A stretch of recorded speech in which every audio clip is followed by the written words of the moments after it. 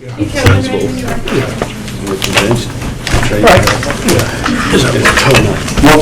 it's 2 p.m. for our workshop meeting, June 20, 2017.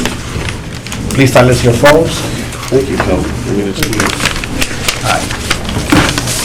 Superintendent? Good afternoon, board members. I want to thank you for this opportunity to share with you and with our committee the work that our district and school leadership teams have accomplished this year through implementation of our strategic plan. I truly remain convinced that the vision, the mission, and the goals that we established last year remain our right work. We have been and will continue to analyze our outcomes in order to tweak our strategic plan strategies. And the real purpose of today is to seek your feedback about what our strategy should be as we move forward.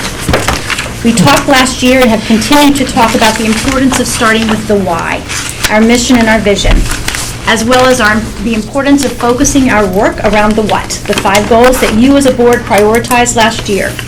The how, those strategies, are the work that my team and I have been accomplishing as we look at best practices in all our 5 areas and work for the coming school year. As we move through the workshop today, our goal leads will be coming up and highlighting some of the most significant achievements related to our 5 goals and 15 strategies. That's what you'll see on the PowerPoints that you have copies of in front of you. More detailed information has been provided to you in the book that I was able to give out to you guys last week. I know that there's not been a lot of time to review it, and if you don't have one, we can get you another one. But that will be for your review between now and next week at our retreat for additional information about the work that's been done and the results that we have for that. As we move forward through the presentation, I encourage you to ask your questions, but if we feel like a particular question needs more information or deeper discussion than our time allows for today, our folks are ready to put it on the parking lot. Okay, which is right over there. They have their sticky notes ready. And I will take those questions as we build our agenda for our retreat next week with Mr. Vogel from FSBA about right here. Sorry, Jim. the critical pathway that effective strategic planning begins is where and I'm also going to ask, or I have asked Mr. Vogel to help us next week to review the core values that we started looking at our Master Board training in May. We'll be sharing that information with the Administrator Academy this week, seeking input from our district and school leaders that I'll be able to share with you so that we can hopefully reach some consensus next week on some operational belief statements to add to our plan. And then we'll move through the items that we place on the parking lot today to help us finalize our strategies for the upcoming school year. So, after we've worked through the highlights of the 5 goals, I'll through some initial thinking that we've done about recommendations for next steps, ask for you to review the more detailed evidence in the report that we've provided in your strategic plan update, and then we'll be prepared next Thursday to hopefully gather consensus in our second stage of Master Board training. So we will start with our team leads for Goal 1, Academic Success, and that's our 3 Assistant Superintendents, Dr. Respis, Mr. Allen, and Dr. Reinhardt.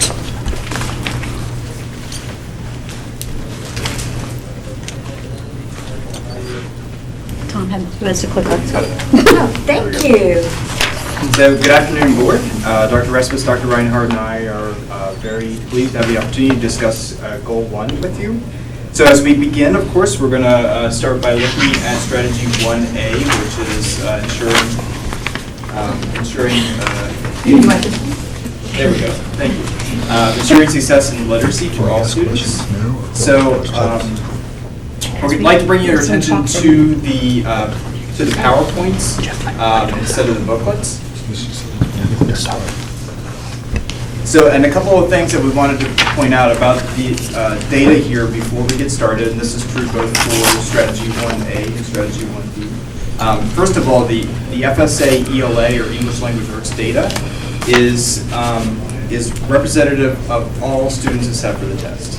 So as school grades come in, hopefully in the next several weeks, it's going to be a narrow group of students that actually count towards school and district grades. And what is represented here, this is what we call raw data. So for instance, only students that count in survey, or only students that are present during survey 2 in October and survey 3 in February count towards school grades. Another population is our ELL students. So English language learners that are in the country under 2 years don't count towards achievement. So the columns to the far right are representative of our iReady diagnostic data. And if you recall, we track progress through iReady for grades K through 8 and not grades in high school. Now, this data includes all of our district schools, but not our charter schools. So as you're looking at this data versus this data, the iReady data is going to include just our district schools, where the FSA ELA raw data is going to include both. Can I go back to that slide, please? I've got a couple of questions. So looking at the column to the left, the 15-16 data, if I look at those third graders at 50%, and then I go to the next column, I look at the fourth graders at 50%, that's the same cohort group, correct? Correct. So, okay, so there wasn't a gain there, so if we go down, then those fourth graders are now in fifth, they went down a percentage point. And then, same thing with the sixth graders, who were sixth grade last year, seventh grade. They went up. The seventh grader to eighth went up, so we're holding steady for the most part. How do we, maybe I'm getting ahead of myself, but how do we get those cohorts to make the leap? And that's, I don't know, am I getting ahead of myself, or is that in here? That is something that we'll talk about when we get to next steps. Thank you. We're on the same way. Thank you. All right, Dr. Restos is going to highlight some of the Good afternoon. Our third grade compared to our prior third grade year, the apples to oranges, they did increase 3%. Our 10th grade FSA increased 5%. We also had some increases across the board in 4th, 5th, 7th grade. And so that is not looking cohort to cohort, Mr. Wheeler, you're right. But based on what is reported by the state and how the state reports it, how the newspaper reports it, those increases are there also. I really want to highlight for you something that we implemented this year. It goes toward increasing the literacy across the board and increasing graduation rate. Even beginning to think about that in the elementary schools. And we implemented third grade reading adventure camp this year in order to decrease the amount of retentions that we had, even the opportunity where a student was on the bubble and they might have been retained.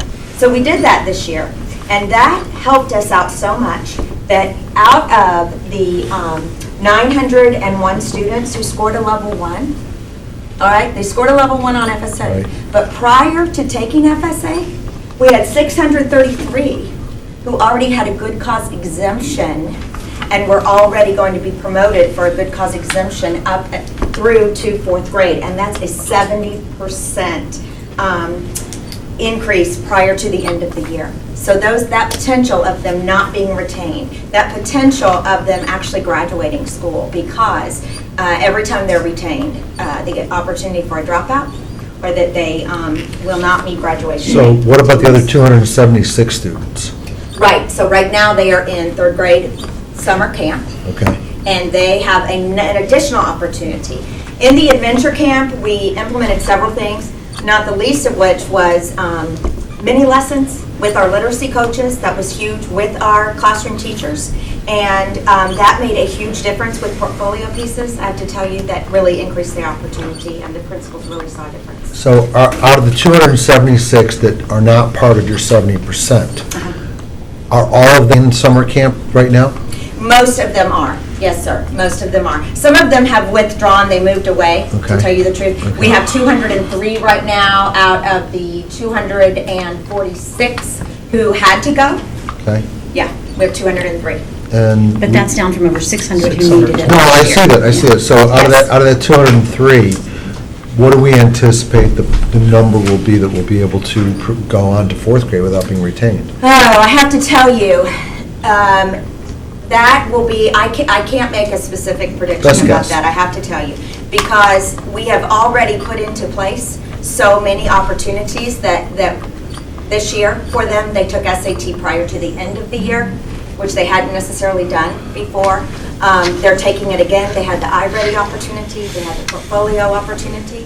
And so we have put lots of things in place, Mr. Wheeler, that at the end, if they haven't been retained before and so forth, then perhaps that is the intervention that So is where, correct. is there a specific school or geography where these students are mostly, where there's a higher percentage of these students than another area, or is it spread across the district pretty It's evenly? spread across the district. We had one we offered it in every school.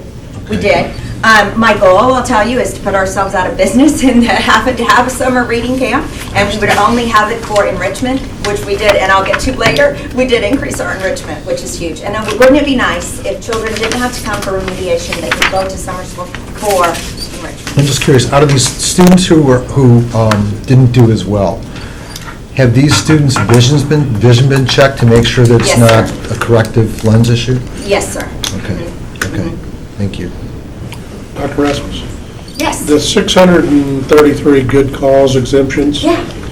I'm assuming there's pretty rigid structure built around what good cause is? Oh, yes. We're comfortable that Those seven. good cause is indeed good cause, not I'm just tired of. Oh, no. Oh, no, it's very strict. In fact, it is dictated by the state, what those seven are. And then the principals go over those with me, and they go over them with our directors, and it's very strict. Mhm. Yes, sir. Good point, though. I'm going to turn it over I want to tell you, too, that we reduced compared to last year. I'm going to keep doing that. Take it away. You went the wrong way, though. I went the wrong way now. We reduced by 61%, yes, from the number who, look at this, last year we had 624 kids who had to go to summer school. That's even, we had even more now that didn't have to go to summer school this year. Okay, I'm sitting down. I'm taking away the clicker if we don't get it right. Take it away. I'm afraid. So, some other successes that we've had that I've kind of shared some of this data with you all at the last board meeting. We've entered into an agreement with College Board, and we've done a lot of testing this year with our SAT to provide opportunities for our high school students. So I'm just pointing out some bullet points here that we were very successful. 240 out of our 592 at-risk seniors who took the SAT were able to achieve a concordance score where they did not have that with the FSA ELA. So we were able to test our at-risk seniors in the spring of this year. And then we also tested our juniors this year in the SAT day, and we've already had 71% of those students show a concordance score and passing and meeting that graduation requirement. So a couple of things I want to point out that we talked about last time was that of that same cohort of juniors, we tested all of our juniors. The year before, when they were sophomores, only 42.5% of them passed the FSA ELA to meet the graduation requirement. So that was a huge opportunity for those students to meet that based on the SAT. And also, the at-risk seniors, by meeting those concordance scores, and for the juniors as well, but the senior class this year, we were able to reduce our certificates of completion. So when we looked at our post-secondary plan data, we reduced our certificates of completion from 3.42% down to 1.53%. So that was huge, giving kids opportunities to be able to earn those high school diplomas. Dr. Reinhardt, what's that actual number? I heard the percentile, but what is it, 50 to 17? Is it 300 to 100? I will have to research that, Mr. Wheeler. I don't have the exact number. Thank you. That wasn't reported in the plans, but I can get Ms. Lopez. Thank you. And so, yeah, It's contagious. it's contagious. I know one of the other questions that you had, Mr. Wheeler, was about our SAT results in terms of the college and career readiness over time. Obviously, we tested 10 times more students in 11th grade this year in the SAT than we did a year ago. And as a result, those scoring college and career ready in ELA dropped from 84% to 48%. But this is because we're testing It's 'cause all of kids, not just because kids who already think they're ready for college. I understand. And that's a number that we're going to be working to move through our work with Khan Academy and linking that to their PSAT and SAT scores, building it into the junior and senior level curriculum to help make sure that those scores continue now to increase. They did take a considerable dip, but we anticipated that. Well, I understand that's based on just sheer numbers. But the certificate of completion data based on these results is really, really powerful. When you think that less than 1.5% of our graduating class now walked out the door with a certificate of completion, which is so limiting for what they can do in the future. We cut by They can't go to the 65%. military, they can't go to TICO, they are very limited with what they can do with that certificate of completion. What So we percentage was increased that. It went from 0.42% of the 2016 graduates to 1.5%. of the 2017 graduates. I've seen that, you've shown that somewhere. Yeah. So are those students can go to like a GED program or something to get an actual high school diploma? Correct. That's their only option? That's really their only option. We do encourage them to go into our adult ed GED program, but for so many of them, they're ready to get into the workforce. It's been a struggle this far. Okay, so we're ready to move on to B, math. So with the math data, again, this chart looks very similar, so I'll just kind of orient you to what we have here. We have this first column, our 2015-16 kind of comparative data. Again, this is our raw data, so this is all the students who took that test in 15-16 compared to this year, the 16-17 results.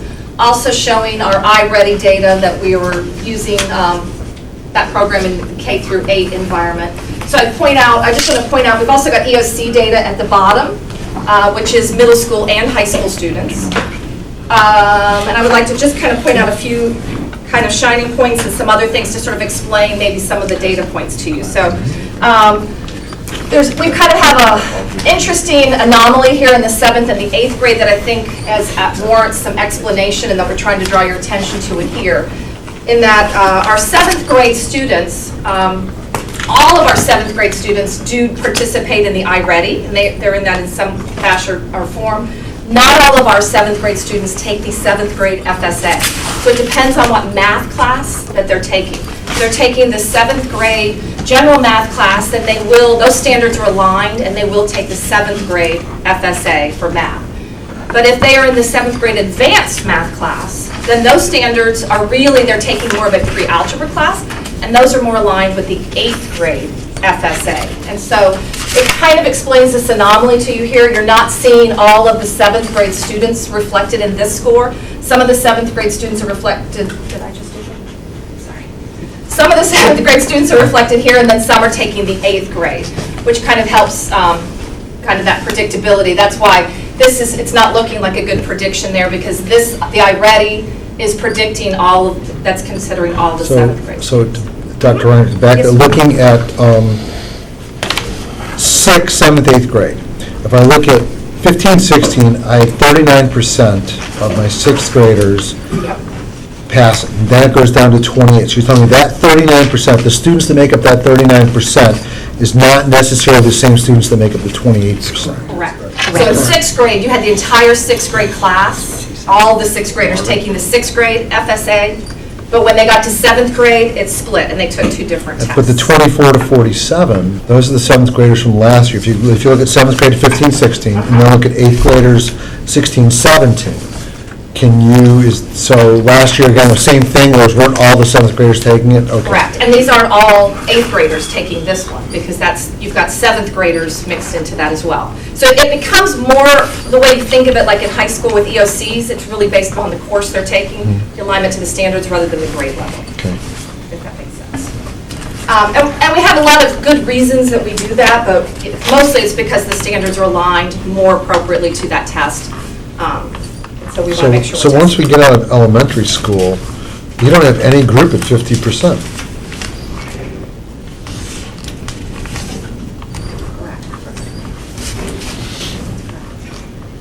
And I would consider that a red flag. I mean. It is. We do consider it. Okay. Math is our weakest area. When we looked overall at the state and where we are in terms of comparing ourselves to the state average, social studies were pretty much even with the state average as a school district, when all grades. Science, we're 1 point below the state average, all courses, all grades. ELA, it's 5 points, which is not what we want it to be, but when you get to math, it's 10 points. So that is an area that we'll be talking about with next steps. That's going to be a laser focus for us. The same is true in SAT. Not only did we take the dip from last year's SAT, but instead of it being in the 48%, if you look at our 11th graders who took the SAT, their math scores in terms of college and career readiness are only 19%. That's an area where we've got to strategically focus our efforts. And one of the ways that we're looking to do that is to build the content of our math teachers, because we feel like perhaps they don't understand the depth of the standards with their basic math knowledge. It's particularly to an elementary school, but it moves right on up, and making sure that our curriculum is aligned with the tests and that we're providing the scaffolding that the kids need. But it's a problem K through 12 when you look at our district math And that's an area that we're going to be really I targeting for guess improvement. from a student population perspective, is it a disconnect in terms of either ability or motivation? I mean, when you've got that kind of a disparity, I don't believe, maybe, I don't know that it's not instruction, I don't know that. It has to go deeper than motivation at this point in time because it is so significant and it's so systemic. So that's why we're looking at it from an instructional standpoint. What are the adults going to do differently so that the kids can improve their performance?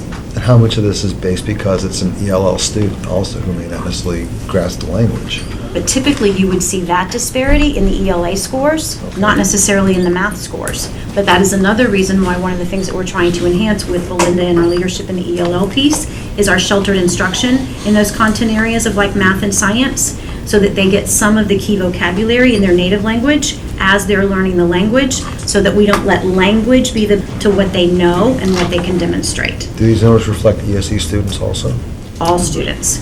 And that's one of the things that we have not provided to you yet, district rankings, other than the initial raw data scores that I gave you with the district rankings, because all of that data has to fall out as we look at learning gains, as we look at Survey 2 and Survey 3 calculations.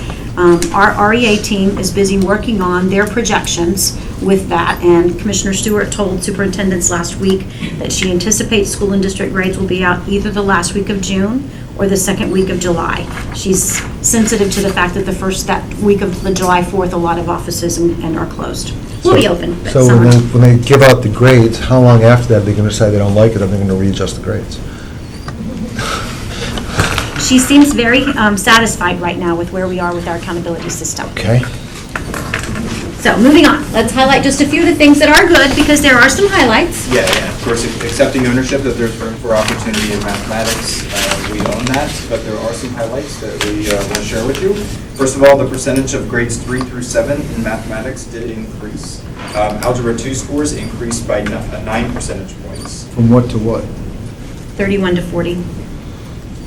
And then at the beginning of the year, Dr. Pace and Dr. Fritz challenged me and my middle school principals to try to increase the number of 8th grade students that were taking algebra. Often those borderline students, we were leery to try an accelerated course. And as Dr. Pace said, we're not going to close the achievement gap until we close the opportunity gap.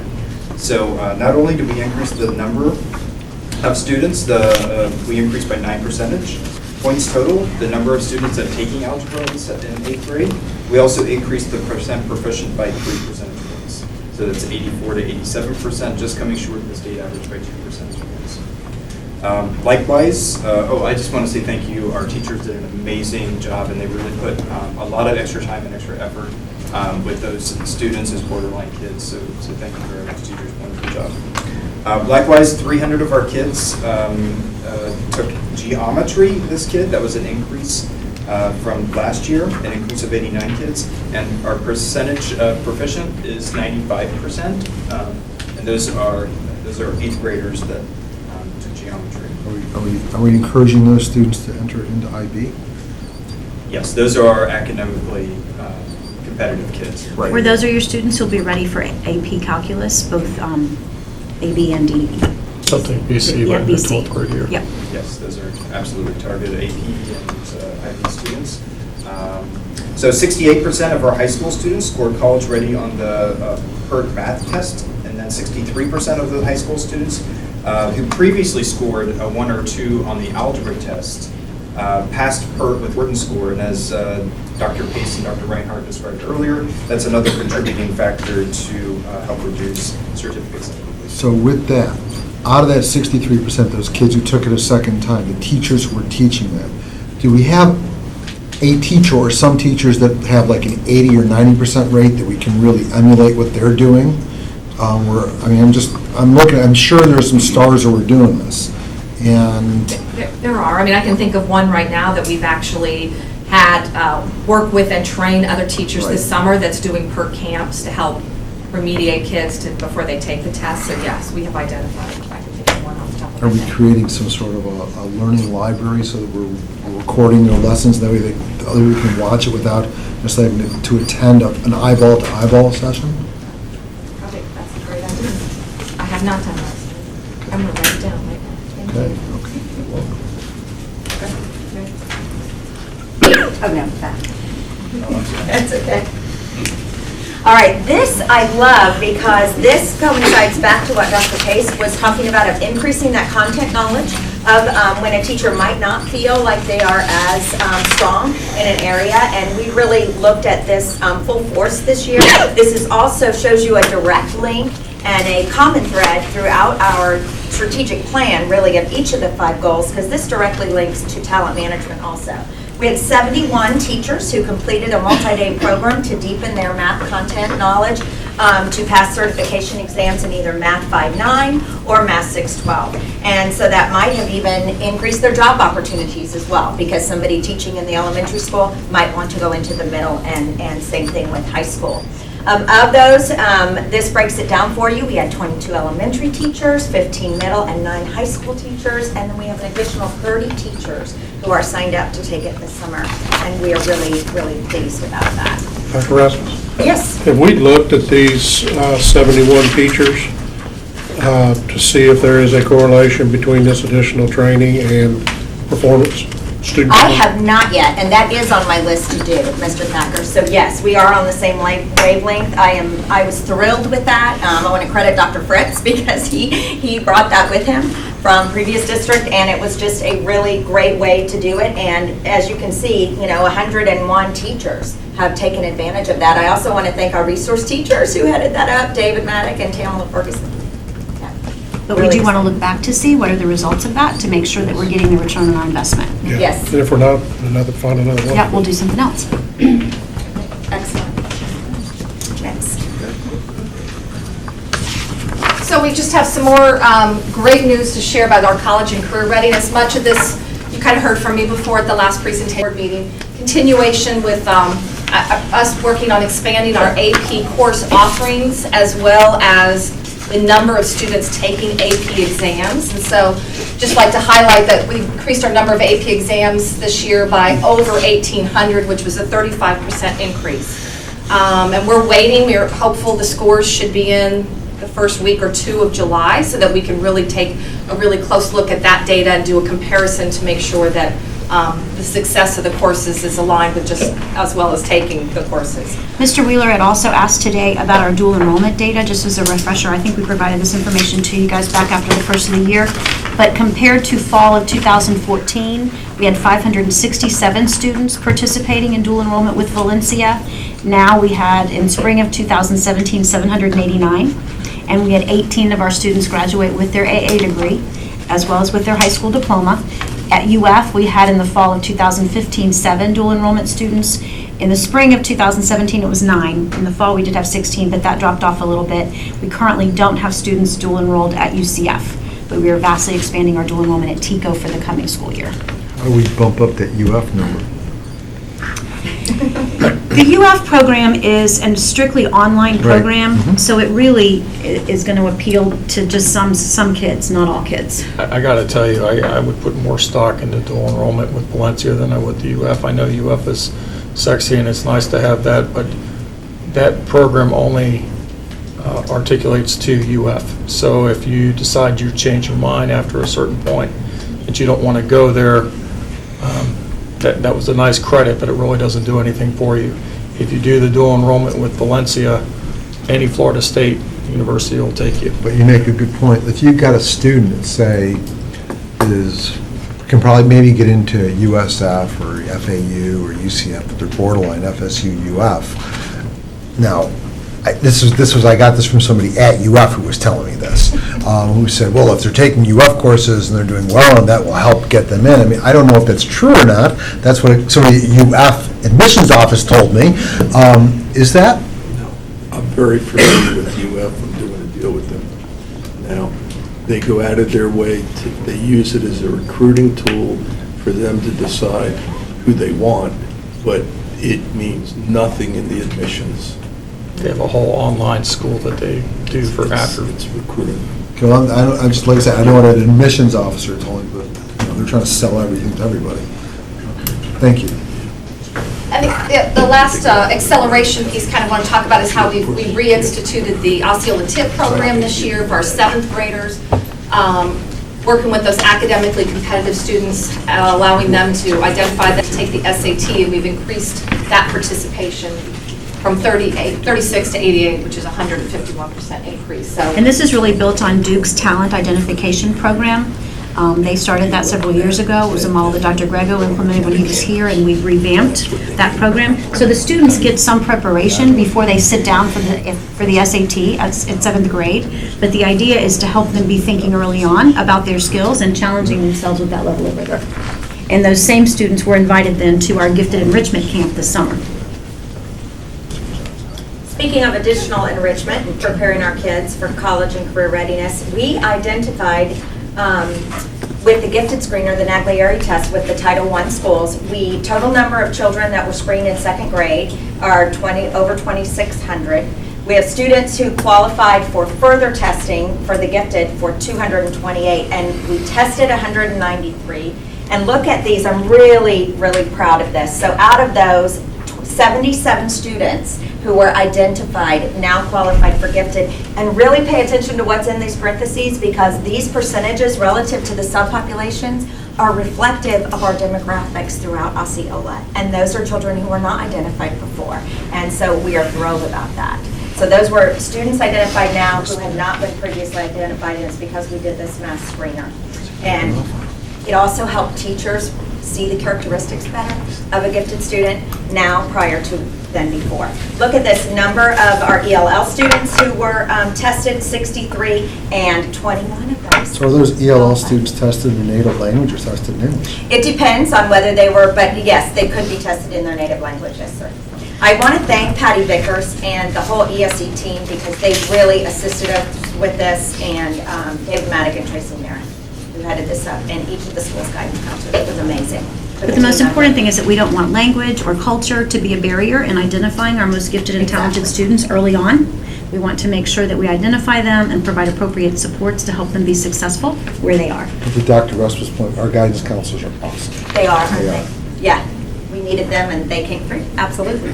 Deb, going back to your dual enrollment numbers, you referenced 2014 spring enrollment, if I'm correct. Fall enrollment. Are we trending year over year in the right direction? Because what about 15, 16? And I don't need it now, but all of our indicators are all going year over year in the right direction. Fall of 2014, it was 567. Fall of 2015, it was 672.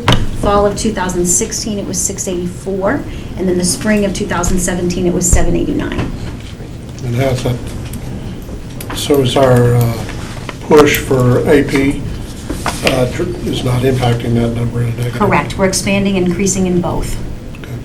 The key piece is going to be performance back and looking at where we've had success there and where we need to increase that as well. The first step is expanding access and opportunity.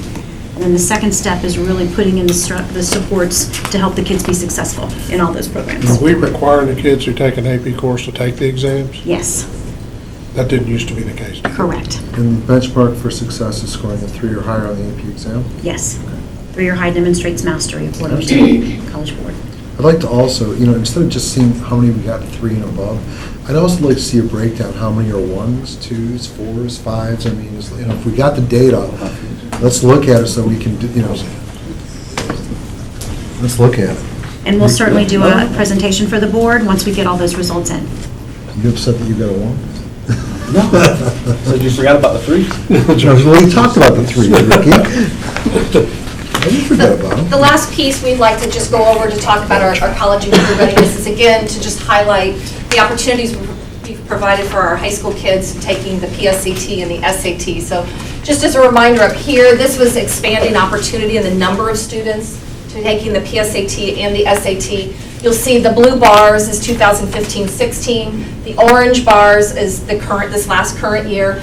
You'll notice that we were politically correct with our color scheme here, so not to offend anyone, trying very hard. You have harmony in St. Cloud colors. I appreciate it.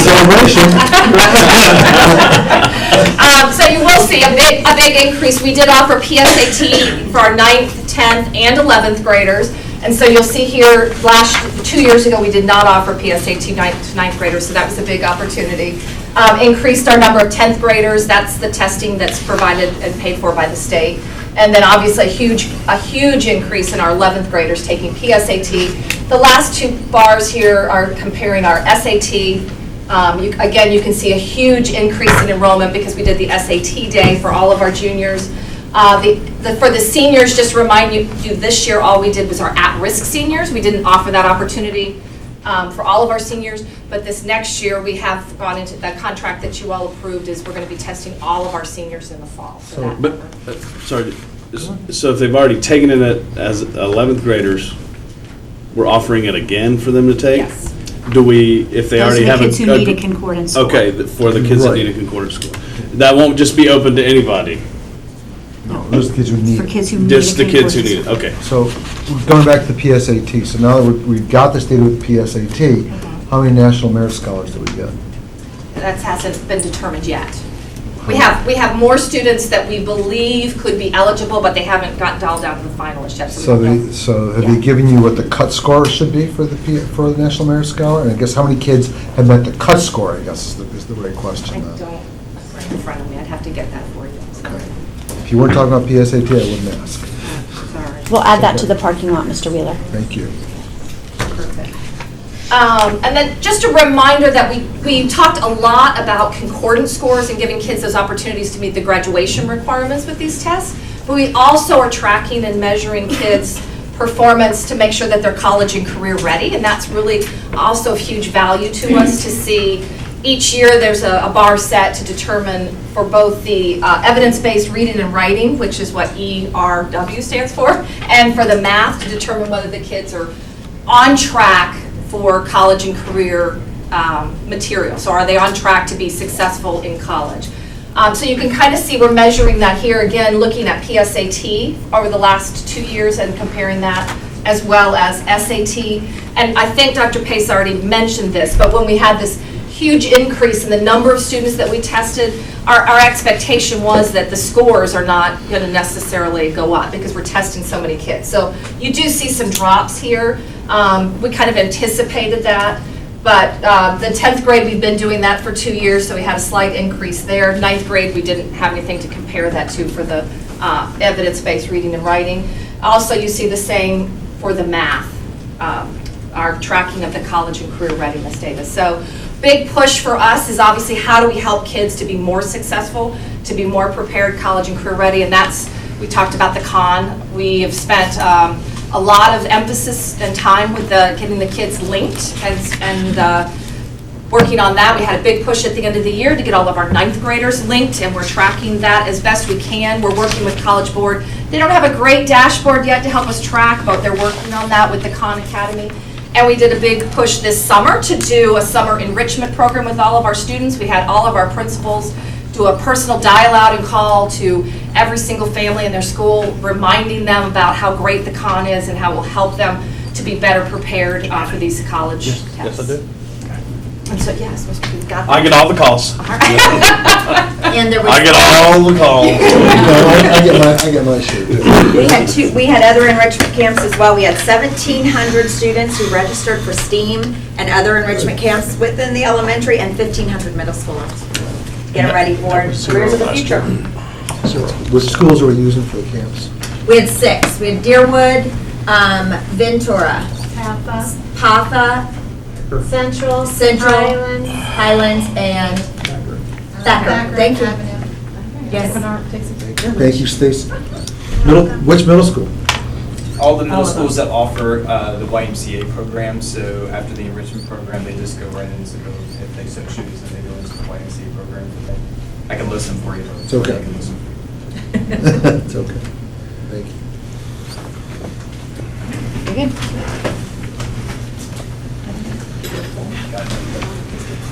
Melanie Stefanovich is our Executive Director for Career Technical Education, but we're very proud of her. She is the President-elect for the Adult Community Education Organization for the state of Florida, and so she is being sworn in today and assuming her duties. So Great. I'm going to pitch it for our 1D Career Technical Education in STEM. So I'd like to start off talking a little bit about our Project Lead the Way. I know you as board members are very familiar with that. Last year, we partnered with the Commissioner's Grant, and we expanded that to 9 of our elementary schools. I'm very pleased to say we had a lot of success with that. This year, we are going forward with 18-19, and we will be expanding to 17 additional elementary schools. So that's all of our middle schools, all of our high schools, and we'll have 26 elementary and K-8s with Project Lead the Way, which, as you know, is a STEM education, project-based learning approach for our students. One of the things I've asked Mike and Jane to do is to look back now at those 9 schools that we had Project Lead the Way last year and see if we can find a connection between their Project Lead the Way work and math and science score improvement, to see if that's something that we want to do to jumpstart that math achievement. And we'll be doing the same thing as we roll out, to make sure that what we're spending on these programs is lending itself to improvement in scores. I have seen all of you at TICO at some point in time in this year, and I'm very happy to say that we've really made a push and an effort to increase the opportunities for dual enrollment there for our students. Last year, our high school students, there were 2 students in the entire county that left their high school during the day to go take classes at TICO, and that excludes PATHs, that's right on campus. As of today, we have 178 students next year, high school students, that are going to go to TICO. They're going to report to their school, they're going to take their English, their math, a few of the courses that they need to take, but then they're going to go to TICO. We're picking them up, we're making sure that that happens, and we're going to deliver them back to school after they take their courses. So 178 from 2, I'm very proud of that number. We've also identified 5 new Pell Grant eligible programs for 17-18. You all know Pell Grants are great opportunities for our students. I'm going to list those programs for you so you know what they are. It's hospitality and tourism management, construction technologies, diesel maintenance technician, computer systems and information technology, and the CNC production specialist program, which is very similar to manufacturing. It's a computer numerical control. That's what it stands for. And now, yes, sir. Have we identified, I know I had a conversation with Mr. Clinch, he was here, he stepped out, I guess, about how we've had struggles hiring folks in certain areas. Have we identified those areas and then created programs at TICO? Got it, buddy. That's Okay. exactly what we did. That's exactly what we did, because and I just want to jump right to some of you. Did I skip that? I did skip that. Dr. Pace, you were going to get me, weren't you? Thought you were pinch hitting, man. That's right. That was the whole purpose of the SEMIU University. I mean, we educate these kids, we have them here, we want to connect them here, we want them to come back and live here and work here. And we had a SEMIU high-tech graduation the other day. We actually had 3 days for the students this last week and 3 days the week before for teachers.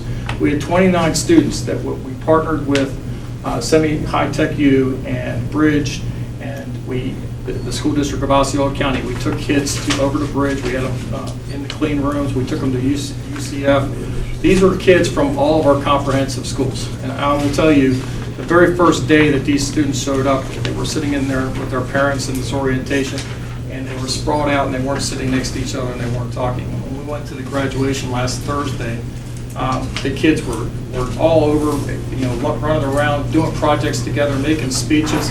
One of our students actually won a $1,000 scholarship from SEMIU.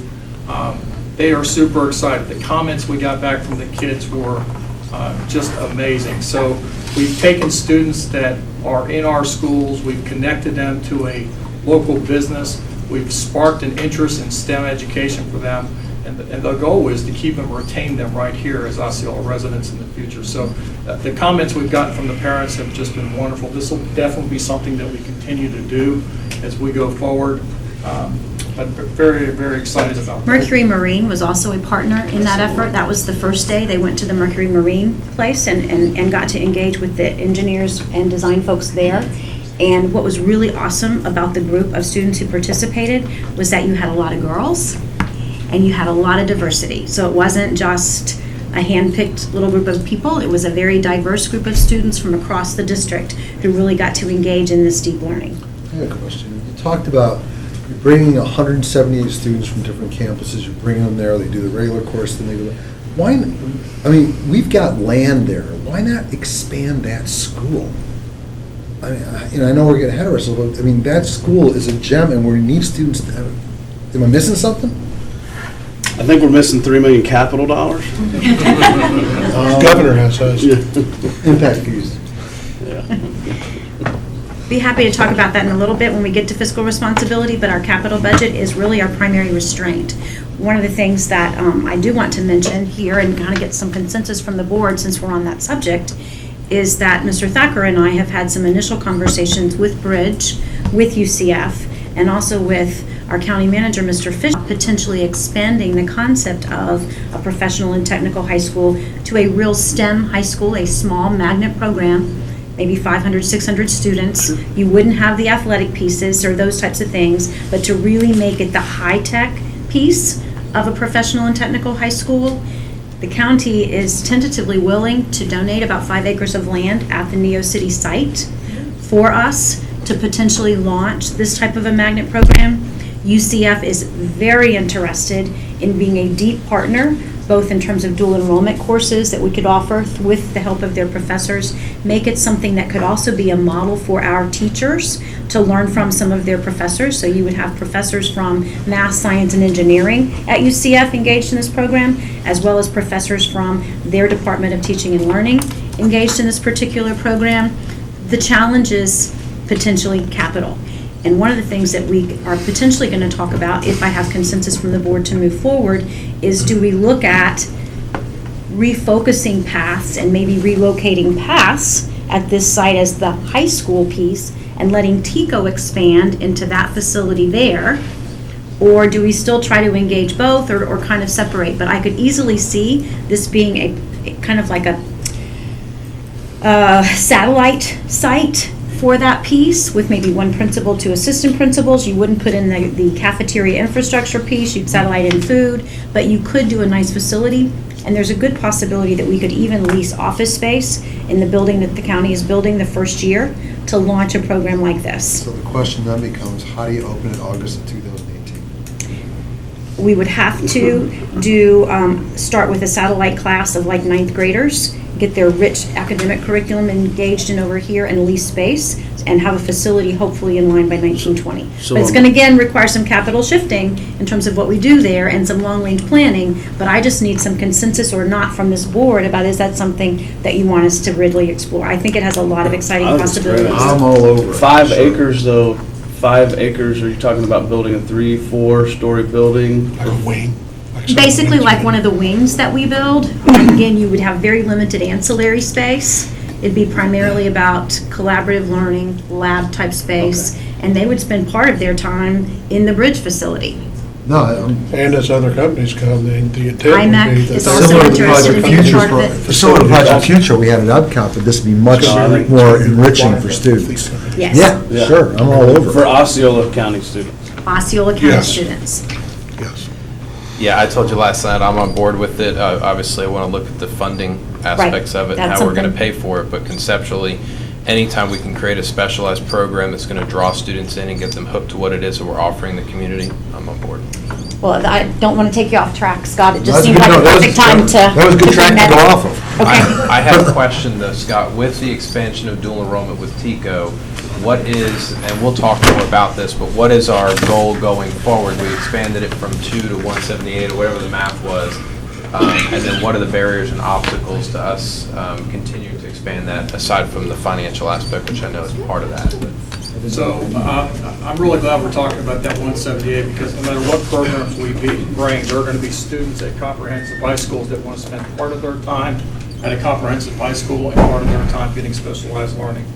So barriers right now, we are actually met with Mr. Clinch. We're working on a 5-year plan for what TICO is going to look like. And so we're trying to make sure that we stay in those areas that the board has said are important. We're making sure that we're focusing on health science, construction, and health sciences. And so we're really trying to make sure that we stay in those lanes, that we make sure that we are expanding in those areas. So far, we're doing a great job with that. We have diesel mechanics that's going to open at St. Cloud campus in January. The plumbing and electrical is blossoming. We have a lot of students this year compared to last year, and that going in forward for fall. So the barriers right now for us are money for transporting those students there. I mean, we're paying for that out of a combination of our Title I dollars and our CT dollars right now. But again, there's some concerns in the future. We're not quite sure what the feds are going to do with Perkin dollars as we go forward. That might be a constraint, but it's too early to really predict that. Have we had to tell any students no, or that 178 represents, I Only want it, ones they that weren't got it? eligible. Only ones that had a grade point average that was low, that made them ineligible for dual enrollment at a TICO center, which is a 2.5. 2.0, right? All right, thank you. Wanted to talk a little bit about the National Academy Foundation, which we call NAF Academies. This goes back to what we were saying about connecting students in the community to industry in our field. So Melanie and her team have really looked at our CT programs and where it makes sense for us to expand and meet the needs of the workforce. So students that are involved in NAF Academies, it's really a small learning community. Think about what I said about the semi-U. The students, when they got there, they really didn't know each other. They weren't part of the same team. A NAF Academy is a small learning community. It's a support for students that have like-minded interests that want to do various careers that are the same. And so we know that that's good for kids because it's connecting kids to the school, it's connecting them to the community. So going forward for 17-18, our very first NAF Academy, and there's an application process you have to go through. It's very rigorous. You have to meet certain standards by NAF. Our first one actually opens this year, 17-18, at Osceola High School. And so that's hospitality and tourism. But in 18-19, we have 6 more opening. And in 19-20, we have 7 more opening. And so those are small learning communities that really, in the past, the way we've done CT is we offer a course here, and if students choose to go through, they do. But this kind of takes students and puts them together in a cohort of students so they progress through their classes together. And it really does lend itself to being that small learning community approach to education, which we know is very good. And I think one of the things that's important to recognize there is when we first started OXA, for example, I can remember as a high school principal, there was some reluctance among my peers about whether they're going to ruin our arts programs at our traditional high schools. That hasn't happened. OXA meets the need for students who have a very strong focus on that particular art, but we have rich arts programs at our other high schools as well. And yes, we want to expand the opportunities for professional and technical education, both at PATHS, at TICO, at potentially a different magnet site, but we're still going to continue to develop and provide opportunities at our traditional high schools for those same kinds of strong industry certification programs leading to those high-wage, high-demand jobs that our community has determined are needed. We have really done an autopsy of our course offerings in middle school and high school for career technical education. And I'm going to kind of talk about middle and high school together in a sense. Our middle schools we're offering CT courses for a semester at a time. And for our students, we really weren't giving them the opportunity. Our students were coming to us and wanting certifications in middle school. So we expanded those courses from semester courses to annual courses, and we actually have 3 courses that students can take in middle school, and they can actually take 3 different certification exams in middle school. So that's one big tweak that we did in middle school that's very STEM focused. It's focused on computer sciences. Our computer science application 1 course and 2 course are offered in the middle school courses. In the high school, what we've done is for digital learning, for example, digital design 1, 2, and 3. All of those courses, a student can take Adobe Flash if they want to take that test. But there's no reason for them to take it 3 times. So what we're doing is we're redesigning the curriculum and working with the state of Florida to develop pathways so that when a student takes 1 class, there's 1 test that they take and they get 1 certification. If they want to go on to the next class, they take a higher level certification so that students start to stack those courses and those certifications rather than taking the same one over. It doesn't make sense to take the same test twice. So with the Department of CT and Melanie's leadership, we've really been able to streamline the courses that our students are taking, making them meaningful to be able to build for their post-secondary plans. And that brings us then to strategy 5, or E, and our goal 1. Right, so strategy 1E, improving collaborative processes to increase achievement for all students. This is not one that we talk about frequently, but it is vastly important because it really defines a way of work. So just like you have used this example in trainings at other schools before, where like Dr. Pace, she has an expectation that her leadership team works together for the benefit of all the schools across the district, and just like the board works together and functions at a high level, not just for Mr. Wheeler in Celebration or Mr. Booth in Volleyball and Harmony, but for the benefit of all of our kids district-wide. Likewise, the expectation for our teachers is that they work together, not for individual classes, but for the students as a whole. So professional learning communities really is at the crux of this goal. professional learning communities, we call them PLCs.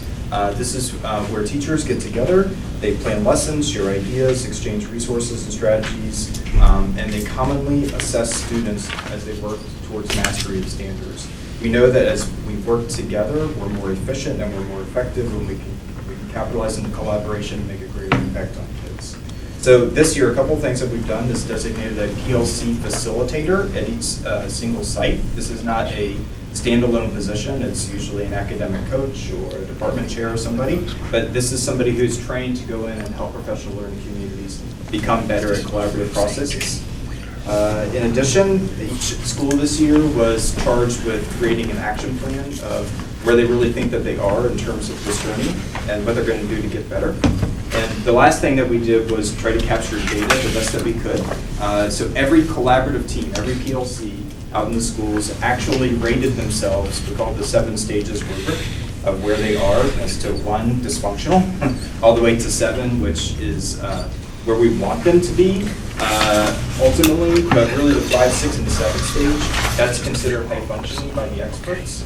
So as you can see, as we capture mid-year data to end-of-year data, we are certainly trending in the right direction. One of the things that Dr. Pace has done this coming year is allowing for Wednesday afternoons to be solely devoted for PLC time. In addition, we've successfully worked with OCEA for 2 days during the month for planning time to be devoted completely to collaborative planning. And a key piece of this is going to be the monitoring of the work that's happening in PLCs. It's something we're going to be talking with our principals and our assistant principals about over the next 2 days in our administrator academy. And I'm giving clear direction to my senior leadership team that on Wednesday afternoons, I expect the upstairs teaching and learning department to be empty because they need to be in schools monitoring and supporting this work that's happening in our PLCs. So that's a big key piece. Is not we're providing the time, but now we have to make sure that it's used effectively. So that kind of brings us to the end of goal 1, and certainly we'll entertain questions that you have. I've got a comment and a question. First, I'm going to put all 3 of you on the spot. And if you want to answer later, that's fine. But this is good. We talked about a lot of the really, some of the positives in here. But I'm just curious from you 3 in your areas, as you went through these, I know y'all had a lot of discussions among your teams, among yourselves. I'm curious at an elementary, middle, and high school, what is the one thing that kind of smacked you in the head and said, this is not working, or we need to do this? Kind of the big one. I'm just curious what you see as the whole. It's the mathematics. The math it's across the board, elementary, middle, and high school. We've had past discussions. That's where we have to place effort. Is there 1 or 2 things that have already come to you that are like, we've got to do this or that or whatever? I mean, I'm sure you're already thinking. I'm just kind of curious what the thinking has started. We've talked about, yes, I do. We've talked about VPK through 12, Mr. Thacker and board, the content literacy piece, and really relative to math. When I'm teaching mathematics, I need to make sure I'm also teaching it through the lens of a mathematician, so that what is this problem really asking of me? And not just doing that by myself, but doing that in a group, because that is what is going to be the needs of tomorrow, and that's what is the expectation when they are taking these exams. It's not the drill and kill that we have done in yesteryear. And so we are seeing more of that, but we need to even increase that all the way through the continuum. I'm going to be curious as we move forward through the year, Are we going to keep us a little apprised of what. along the same vein, Dr. Rasmus? Are we seeing the what we're looking for in terms of the credentials of our math instructors? It just comes right from that. I mean, so are they scars? Are our math instructors, have their degrees in math education of some types, or are we mostly trying to, fit people in? Math is one of our critical shortage areas in terms of teacher recruitment. It's also an area that we found most recently as we look at our goal 2 with teacher recruitment and retention. We have, I believe I was told, 60 teachers who in this first year were unable to pass the general knowledge test. So teachers who are rated effective and highly effective by their principals, potentially teaching kindergarten and first grade, but because they have changed the certification test and we don't yet have preparation materials to even help them with that particular test, are not eligible to continue as teachers beyond this year. So I mean. So that is a challenge. We know that. That's one of the reasons why we're working on our math professional development, focusing on not just the pedagogy of how to teach math, but the actual math content. Okay, well, along the same vein, then I'll be done. Is there anything different that we can do, because it's a critical shortage area, and we could designate it as such, that we can do in order to, find those instructors, whether it's pay them more or something? I mean, are we limited by how creative can we be to address the situation? It seems to me, and finally, here's what I'm going at. I haven't even, this escaped me, but I would like to see what exactly does that indicate when a school district is struggling so much in math. It seems to me like that is really where we shouldn't be, given the demographics and, community that we have. So, it seems like, the problem needs to be addressed. If it is instructors, and it sounds to me like we're headed that way, then can we be creative in order to attract the kind of people that we need to give that instruction? Clearly, we're limited in some respects in terms of salary negotiations and those types of things, in terms of differentiated pay, although there are some options out there that we can certainly explore, but it does have to be negotiated as we move forward. I think the most important thing that we have to do is to try to build internal capacity with what we have. And one of the things that the 3 assistant superintendents and I have talked about with Dr. Fritz is looking at what other districts are doing that have success in this regard. And Seminole County is very interested in engaging as the superintendent and high staff level in the curriculum field, so that we can all sit down and talk about what's working and what's not working. Because even though their scores are higher than our scores, they're seeing a stagnant level of performance in this particular area. And so Walt and I talked last week about what can we do to pull our people together and let's see if we're missing something. The other piece that we want to really look at is we have figured out that iReady, based on our initial analysis done in the REA, is a pretty good predictive tool. So are we implementing it with Fidelity? We know that iNation is a really good tool that's aligned to the standards. Are we implementing it with Fidelity? And if we're not, let's make sure that we are. Let me stop you there, go back just a little bit. On your observations about a neighboring county was Seminole. It seems to me as though you've already given analysis to the situation. And it seems that if we are reaching a certain stagnant in terms of really what's going on is that, yeah, there's some scarce, the supply is very, very limited, right? So Yes. you're saying is that we could build our own depending. I think we're going to have to. All right. And that's logical, obviously, because, I can just see a lot of people struggling getting math degrees all of a sudden going into teaching, given the current state of, the economy and things like that. That's fine. So have you already been thinking about what you want to do to grow our own math instructors? Mm-hmm. All right. We'll see. Okay, I'm done. I got one more. That was my question. I got one more comment. You touched both of them. Root cause and innovation. One of you, I don't remember what the thing was, one of you two, that talked about really a laser focus on the math and the training of the teachers. One thing that we talk about at this district all the time is the fact that from an administrative level, we're in the 60s rank in the state for what we were spending on, lowest on administrative people. My concern is, and this is just a feeling I have, we've done this the 3 years I've been on the board, is we've taken an area that's been down and we put a laser focus on it and it goes up, but then it seems like we see, and this is more of a feel without going back and looking, but some of the other areas that we've done okay in then tend to slip a little bit. And how do we keep our social studies and science where it is and improve the math? And I don't know what the answer is. I don't want to get so focused in one area that we lose focus in the other. The 80-20 rule. We focus on the 20 and the other 80 fall apart. And just a comment. Mr. Thacker, the content literacy piece that the 3 assistant superintendents have talked about and with we'll be focusing on, and it's one of our next steps. That will assist with that, where I am getting our students to understand, I as a teacher, the math portion of science, the science and social studies portion, how that is relative to within the ELA block. Those kinds of things that can occur, and assisting with that, so making those connections, that there's not I stop literacy here and I begin this, and making those, and so that way we are doing all of them and increasing them at the same time. I've got it. I would like to see a comparison between us, Orange, Seminole, and Brevard. And who? Same, Seminole, Brevard, Orange, and us, to see where we are.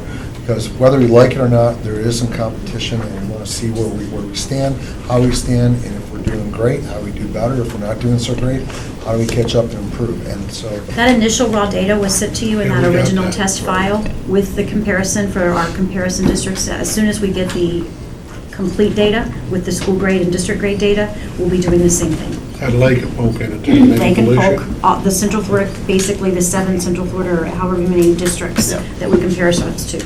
And it was by grade level, by subject area. Okay? Anything else for goal 1? I appreciate that there is consensus, there is adamant consensus without hesitation that math is something that really is where we need to put some energies and focus and improve. You know, I have to say, the team is doing a good job. We've worked hard, the teachers are working hard. We just know that we have to work harder and work smarter, Do more something importantly, different. because our students have larger growth that they need to be successful. And so that's where we're going to be targeting our efforts. Well, the question I've got relative to it is, whatever we're doing to train our teachers relative to math, I'm not going to tell you that it's right or wrong, but if we keep doing the same training, well, we're not going to get different Right. results. Right. And we've done some things differently this year, but my question to the 3 assistant superintendents the Monday after test scores came out was, okay, what are the 3 things we're going to do differently to change our results? And we'll be asking the principals the same thing Thursday. Okay? Thank you. All right, goal 2, talent management.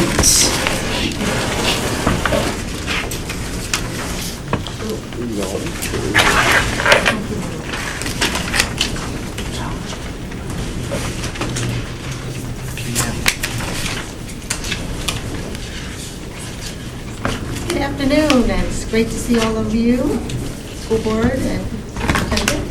I will be sharing with you some of the highlights in Goal 2 Talent Management for our first strategy, which is to build leadership capacity at all levels. We have done a lot of work in this area, and the premise is that we want to build a career ladder that is going to help us bring professional leadership opportunities to our own employees and to build leadership from within. One of the things I'd like to highlight, which we are very proud of, is what we call our instructional rounds. We built capacity initially by providing intensive training through Learning Sciences International, which is also known as LSI, to all of the curriculum and instructional leaders. That includes assistant superintendents and their directors, as well as the professional development leaders. So we went through a 5-session training program to become certified observers, which gave us the credentials to then lead instructional rounds with our school-based administrators. So we set up a schedule, and on a monthly basis, we took small groups. We worked in teams, 1 person from PD, 1 person from curriculum, and we were divided up by levels, 1 elementary, middle, and high. And the teams walked classrooms with small groups of principals or assistant principals. And then we provided professional development that encompassed things like the instructional framework, how it relates to teacher evaluation, and how it relates to feedback practices. In the end, we provided 130 principal and assistant principals, 16 instructional rounds total for the year. So this was our major effort to really improve instruction and to develop the use of our teacher evaluation process. One of our other highlights is the Aspiring Leaders Academy.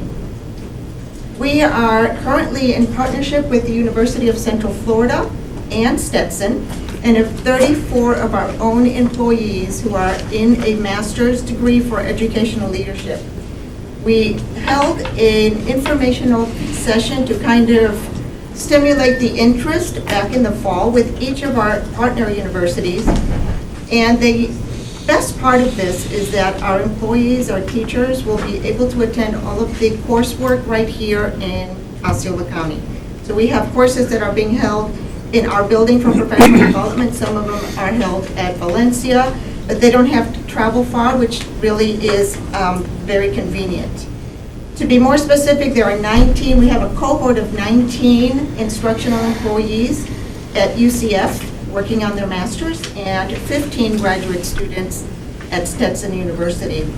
So within the next 12 to 24 months, we should see 35 or 34 potential assistant principals in our pipeline, which is one of the things, as I said, to build our leadership from within. We also have another group. We had held a leadership fair in the spring and had 136 participants, again, to motivate and to build that leadership capacity from within. Initially, 95 applicants expressed an interest in joining what we call the Aspiring Leaders Academy, which is going to be a series of coursework offered every quarter next school year in the area of school leadership practices. Out of the 95, so far we have received 74 completed applications, but we anticipate to get some more in our hands very soon. And then finally, we have the leadership pipeline work that has been done for the professional support staff. So far, I've just addressed really school-based administration. So for all of the others, we had a cohort committee of 23. They represented different areas of the professional support department, such as maintenance, transportation, food services, and so on. And they met 6 times with a national consultant. As a result, they developed the coursework, and they represented them in 5 modules of the types of big topics or big ideas that the workshops should address. And they include things like communication and workplace diversity, feedback, leadership development, time management. We're in the midst of finalizing that calendar and the actual workshops that will be offered next school year. And we hope to kick this off and plan on doing it probably early in the fall with a leadership fair for the PSS pipeline establishment. So that is just a very brief overview of the highlights we have for this particular strategy. Thank you. And I'd like to just take a moment, if I could, Chairman, to say that I believe the most important evidence of the work that we've done in this strategy is the strength of the administrative recommendations that I have brought to you as a board and that you've approved as we've moved throughout the year. I think I've said this before, but I have absolute confidence that the school and district leadership team that you have in place today is better than we were a year ago. And they are absolutely committed to the vision and the mission and the goals that you've set for us. We'll have our last principal recommendation tonight, we hope, for the coming school year. It's a very strong candidate, internal candidate, one that we've grown our own, but we also have some strong external candidates who have added a lot to our group. And we have 3 assistant principal positions that will be advertised and are currently advertised for the upcoming school year. And I have to tell you that we had almost 50 applicants for the middle school position, at least 10 of whom are very, very strong, high-quality candidates. So while we always have work to do here, I feel very, very good about the growth that we've shown in a year with this particular strategy. So thanks to the team. Okay, strategy 2? Real quick. B? I'm good. I got my Sure? answer in here. Oh, Yep, okay. I was reading. Okay.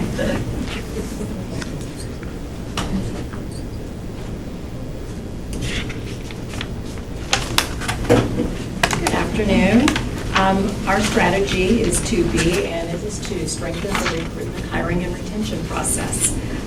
We have been working very closely with principal focus groups, and we have completed a survey of the new teachers and received feedback from them. And we've also partnered with the Urban Schools Human Capital Academy to guide us through the process and to work through the practices throughout the country on these items. The first thing that we have on our list of highlights is our new onboarding process. It was just kicked off this morning, and we're very proud to say that it was successful. There are some tweaks to be made along the way, but basically what we have done is to onboard our new employees. We have set up different stations for them to go to. Instead of having the 3.5 to 4 hour session that we had to get them through the entire process, within an hour, a new employee can go from the fingerprinting station, the certification station, on through talk to retirement specialists if needed, as well as to go to our final station, which is to hand them their information to send them over for drug testing at our Employee Health Center. And while they're at the Employee Health Center, they had the opportunity to view all the different services available to them at the center. Another part we wanted to highlight is what we found out from our new teachers as far as what we can focus on when meeting their needs throughout the recruitment process, but also as far as what they need throughout their first year with this district.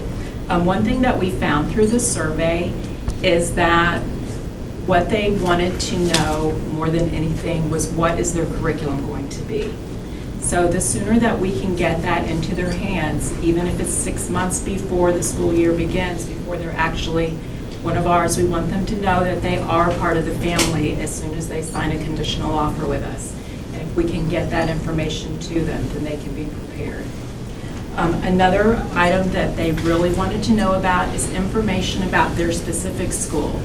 As you know, each school has a different culture, and they want to know more about what life is like in the school that they're going to be going to. So hooking them up with a buddy, one of their future coworkers, to let them know what they need to know about their school is something that was very important to them. Another thing that we learned through our survey is how we are finding candidates. And we weren't completely surprised, but by the number of individuals who said that they found out about our district through an employee referral. So we want to tap into that resource even more so. So we're thinking of different things that we can use that resource with, maybe offering some type of incentive for recruiting candidates. So that's something that we're looking very carefully about. Also using our data that we had from last school year and understanding the current market conditions, we learned some things to help us along the way about the candidates that we are running across these days. What we have noticed going across the country, our recruiters noticed that there are fewer teacher-trained candidates at job fairs. The colleges of education are no longer putting out the volume of graduates as they did in past years, and that was very noticeable on the recruitment trail this year. We also noticed that candidates were less likely to commit right away. They want us to build that relationship with them. So we meet someone, we find out that they do have a great interest in coming to Florida, and we stay in contact with them. We keep them warm the whole recruitment season. We talk to them, we email them, and put them in touch with school principals so that they will be more likely to commit with Osceola County once they do decide where they want to go. Because the market is to their advantage. They can basically go wherever they want to go if they are an education major. Also, one thing that we did was to post our teaching opportunities earlier in the year. In past years, we posted our early teaching opportunities in late March. This year, we posted them in mid-December. and that greatly increased our number of applicants that we had available. Also gave our principals the opportunity to tap into that list earlier and to make earlier hires and get earlier commitments. We also provided one-on-one training to our recruiters before we sent them out on the recruitment trail to make sure that each recruiter was delivering the same message from the district, and that we all had the same goal in mind, and that the candidates were all hearing the same thing. We also let our recruiters know that they are taking ownership of anyone that they hire, that they are to continue that relationship and not just bring back a stack of resumes and put them on our desk in human resources, that they are making the commitment to that individual. Some of the things that we're going to be starting very soon, probably within the week, is we are going to be meeting with our multicultural education staff and working with community relations to try and find out if there are community leaders out there to help us tap into the educators that are looking for employment from Puerto Rico. So that is something that we are going to look into right away. Also, we have recently partnered with LinkedIn, and one of our first items on the agenda with that partnership with LinkedIn is to make contact with individuals who are educators in Puerto Rico to see if they have an interest in coming to Osceola County and to encourage them to come to our district as opposed to another district in Florida. We've also started looking at different newspapers that are available in Puerto Rico that we might be able to advertise. Just so you have an idea of where we are in comparison to last year, our vacancies last year at this time were 285 instructional vacancies. That includes all resource type teacher, any certificated type teacher. This week, as of yesterday, we have 189 instructional vacancies. So we are at a better part. We look at that number very guarded because we know that it is subject to change, but we are happy with that result. The last item I wanted to highlight for you is the relationship that we have built with Valencia College.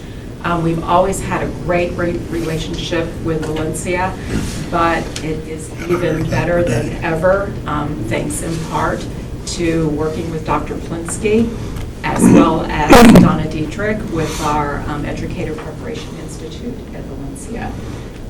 One thing that we have done is we've had meetings with all of our teachers who are considered to be career changers. They were not trained to be a teacher. They're on a temporary certificate. And Donna Dietrich has come into this room and brought all of those teachers in to talk about the Educator Preparation Institute. The Educator Preparation Institute is an alternative certification program which will prepare the new teacher for classroom management issues, instructional strategies, as well as it will meet all of their certification requirements. As a part of their program, they also offer full access to all of their labs to prepare for any of the certification exams. Their math lab, their reading lab, whatever resources they have available at Valencia as a student, they would have access to. Another thing that Donna Dietrich at Valencia with is tapping into our support staff who might have an interest in teaching. Donna met with them in this room once again, and she explained their program and what they need to do to become a teacher. And we had several that had an interest. Basically, some of them came even with all of the qualifications for the temporary certificate so they could join that program. And even if they weren't interested in starting next school year, they could complete the entire program and have all of that teacher education training and professional prep under their belt and ready and be prepared to start the following school year. So we're trying to plan for the future. by tapping into our own resources through the district. Another item that I wanted to highlight that we've been working with Dr. Plinsky with is the Future Teacher Academy.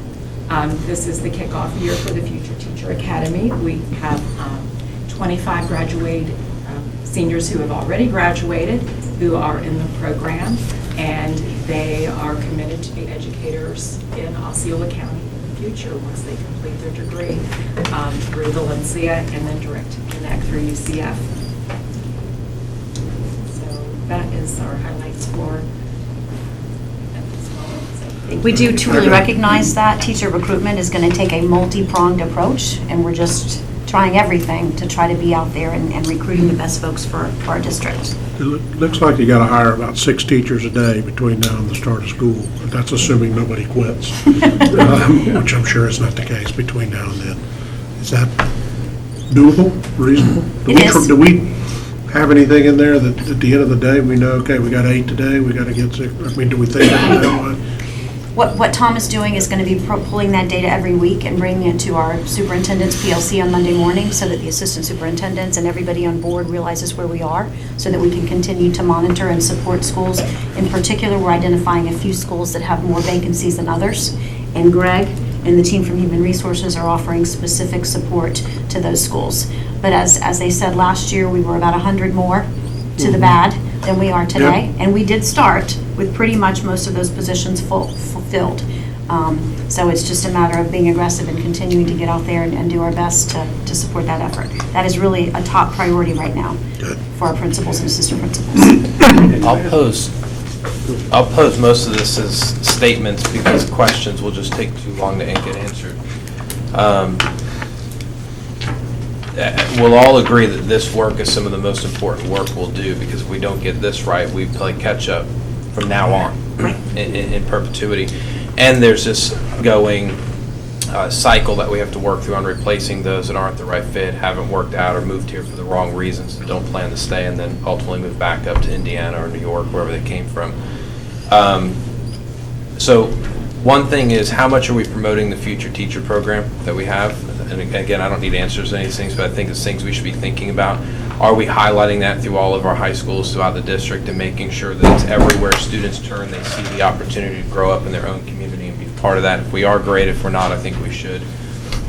In our process, are we eliminating as many barriers as possible to people wanting to come here? And I even mean process-wise. Are we making it, do we have so much red tape that we've created because it's the way we've always done things that we can find efficiencies and processes that would make it more inviting and more welcoming for somebody to come here from out of state or out of town? So just, again, continually look at that. I'll save this one for a minute. How much feedback do we get from people when we're talking about recruitment? And so if somebody doesn't come here, why didn't they come? Why did they pick Arizona or Texas or wherever it is that they may have gone? That's going to be incredibly important for us to understand what is and what isn't working. And then in addition to that, how do we tell our story? And is our story really compelling? Most of you know what I do in my full-time job, but most of that is, as I put, like I'm taking a group up to Canada in I think 2 months to tell the story of Central Florida to a group of Canadians of why they should be investing here in Central Florida with us. How effective are we at telling the story of why people should want to come to Osceola County? And is that story inspiring and motivating and moving that they would say, yeah, I want to be a part of the work that's taking place here, and I see there's so much opportunity. One of the fastest growing districts, incredibly diverse, Sunshine State, so on and so on and so forth. So I don't know what it is. I hope our story's compelling. If it's not, then I think we also need to look at what Dana's team is capable of putting together as well and helping produce something that's really going to do that. And then I do want to know this. I don't need to know it now, but who are our primary competitors when we're recruiting against or for this very limited pool of people? Who are we constantly losing people to? Is it the regional competitors that we deal with and they're ultimately coming to Central Florida anyway, but they're choosing another school district? Or are we really competing against other states, much like we are in other industries across the state of Florida? We're competing against Arizona, California, New York, or otherwise. And then that process of how we follow up and nurture the recruits, as you mentioned, whoever's going to be responsible for hiring them, is responsible for staying on top of that process and really owning them, if you will, through it all. That is so incredibly valuable, because finding a lead is one of the most expensive things we do in any platform that we're working in, including ours. Nurturing a lead completely reduces or dramatically reduces the cost that we have. And then effectively communicating and drawing that person in is obviously one of the most effective things to work with. And additionally, we can look at who are the people that we could already be talking to, and do we have a database of people that we've been talking with before, or maybe are considering whether or not at some point they're going to move to Florida or to Central Florida, and then how good are we at really staying on top of them, as opposed to going, oh, we just missed them, they just made a decision to go to another county or another state. And then the last thing I would just say is, are there industries, regardless of what's happening in education or who isn't leading this portion of it, are there specific industries that we're identifying that we should be recruiting from? Is there some type of a study that's been done that said, hey, some of the most effective teachers are coming out of X industry, not out of the School of Education at UCF, which is obviously great and we're always going to go to, but is it some other platform or some other profession or some other medium that people are working in and they're saying education will become my second career, or I decided to come here from, the military or some other. So do we really know what that is? And if we don't, I think we should really be looking at that and saying, well, we're not going to wait for somebody else to create and understand that. We're going to charge and we're going to make that happen for ourselves. I think that's it for now. So those are all statements, because I know there's a whole lot to say and we don't have time to say it, but we've got to get this right. And I'm not saying you guys aren't getting it right, just so you know. It's just something that obviously really piqued my interest as you were talking. Just a couple of things that I would share very quickly with the board, just to make sure that we are being cognizant of your time. Mr. Weisrose, all of those things are excellent points. Some of those we don't have answers to today, but we can certainly start digging into some of that. I will tell you that the recruitment team and the community relations team worked to completely revitalize our story materials this year, and we used those effectively on the trail. In addition, this really was the first time that we built in that very strategic following up on the lead and nurturing the lead and taking care of the lead, and I think we've been more successful as a result of that. The next step is for our first-year teachers. We're implementing a short survey process through Tripod, where they can elect to get a 3 to 5 question quiz on once a week to give us real-time data about their needs in our schools as they start their first year. Are there things that they're struggling with, supports that they need, that we can then respond to real time, so that a year from now we're not having to recruit those same people or people to save their same spots. So those are some of the things that we're already doing to address that, but I think you've made some very valid points. I know. Let me just quickly add on to say that what the story is that we're telling to recruit people here, also a collaborative conversation amongst all of us here as well, because all of us have chosen to still live in this community, to raise our families in this community, or to transplant to this community from somebody somewhere else. And we've all decided to be a part of this important organization within Osceola County for a reason.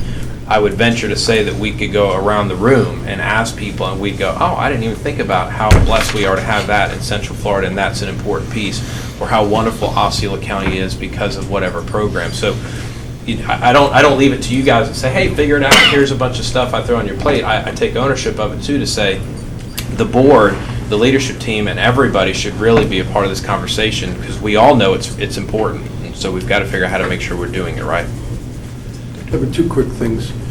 One, airport. We just started running the ad for the bridge. If you guys have something we could run, recruiting teachers.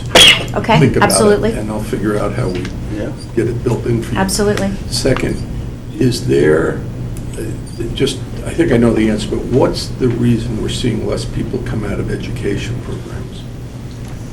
Is it boiled down to money? I think some of it is money, but I don't think that's all of it. I think it's the general feeling out there about the value of educators and the work that we're doing. That's why Goal Forward, our strategic plan, is so important. We've got to shift that perception that the work that our teachers and our principals and this leadership team is engaged in is an important work, it's valuable work, and it's quality work, and you want to be a part of it. But that's a very big lift. I think Mr. Weiser made a lot of great points. I would add on to that to say, and maybe touched on, or somebody touched on it and I missed it, but I've seen some studies done, and I haven't done a ton of research, but just in some newspapers, and talking about teachers, not just first-year teachers, but those 3 to 5, 3, 4, 5-year teachers saying, I stuck it out, I just can't do it. Where are we at, do we have an issue in Osceola County with teachers that stay for 2? When is that date where we start to see a diminishing number of folks leaving the district? You know, is it 2 years, like, once we got you for 3 years, we got you, you're in, or once we have you for 5 years, you understand the question there? Like, have we identified that kind of number yet? We know that our turnover rate is high, it's between 15 and 16%. Correct. Which is right at the national average. One of the things that we're doing with our principals in July is to work with Richard Finnegan from the private sector on what they call stay interviews. He's a specialist in turnover in industry, and he wants to get engaged in the work of schools and school districts on the teacher turnover problem. And so that's one of the things that we're going to be using, whether it's 3 years, 5 years, 10 years, or somebody that I know who's at like 25 years, who swears every day she's going to quit. Sure. You know, about saying, no, we need you to stay. I know that person. And this is important work that you're doing, and we're going to support you in doing it better. So that's one of the things that we're doing this year. Think about it, this is an industry that if you're a really good teacher, you're not gonna make much money. The further away you get from kids, the more money you make. I mean, it's an absolute conundrum, because you get people who get into it for kids, love it, but they recognize if I stay here, I'm not gonna do as well as if I leave kids. I mean, that is a fundamental problem. Dr. Pace, may I just quickly, this is one of the ones that I wanted to address. Do you have all my answers already? Good job, Tom. Boom, boom, yeah, I got it. There's a sticky note over there, I think, with everything. The barriers. I heard you guys go over I there. appreciate you bringing up the comment about barriers and red tape. That's part of our work with our urban schools human capital folks, is to really look at our systems with a critical eye and to try and eliminate any barriers. I will say that our survey with our new teachers was overwhelmingly positive as far as, you know, the process that we have in place, but that doesn't mean that we don't have some room for improvement, and that's one of the reasons for the new onboarding procedure. You know, I will say that some of what we deal with is not an Osceola concern. It's some of the guidelines, some of the requirements that are set by the state for certification.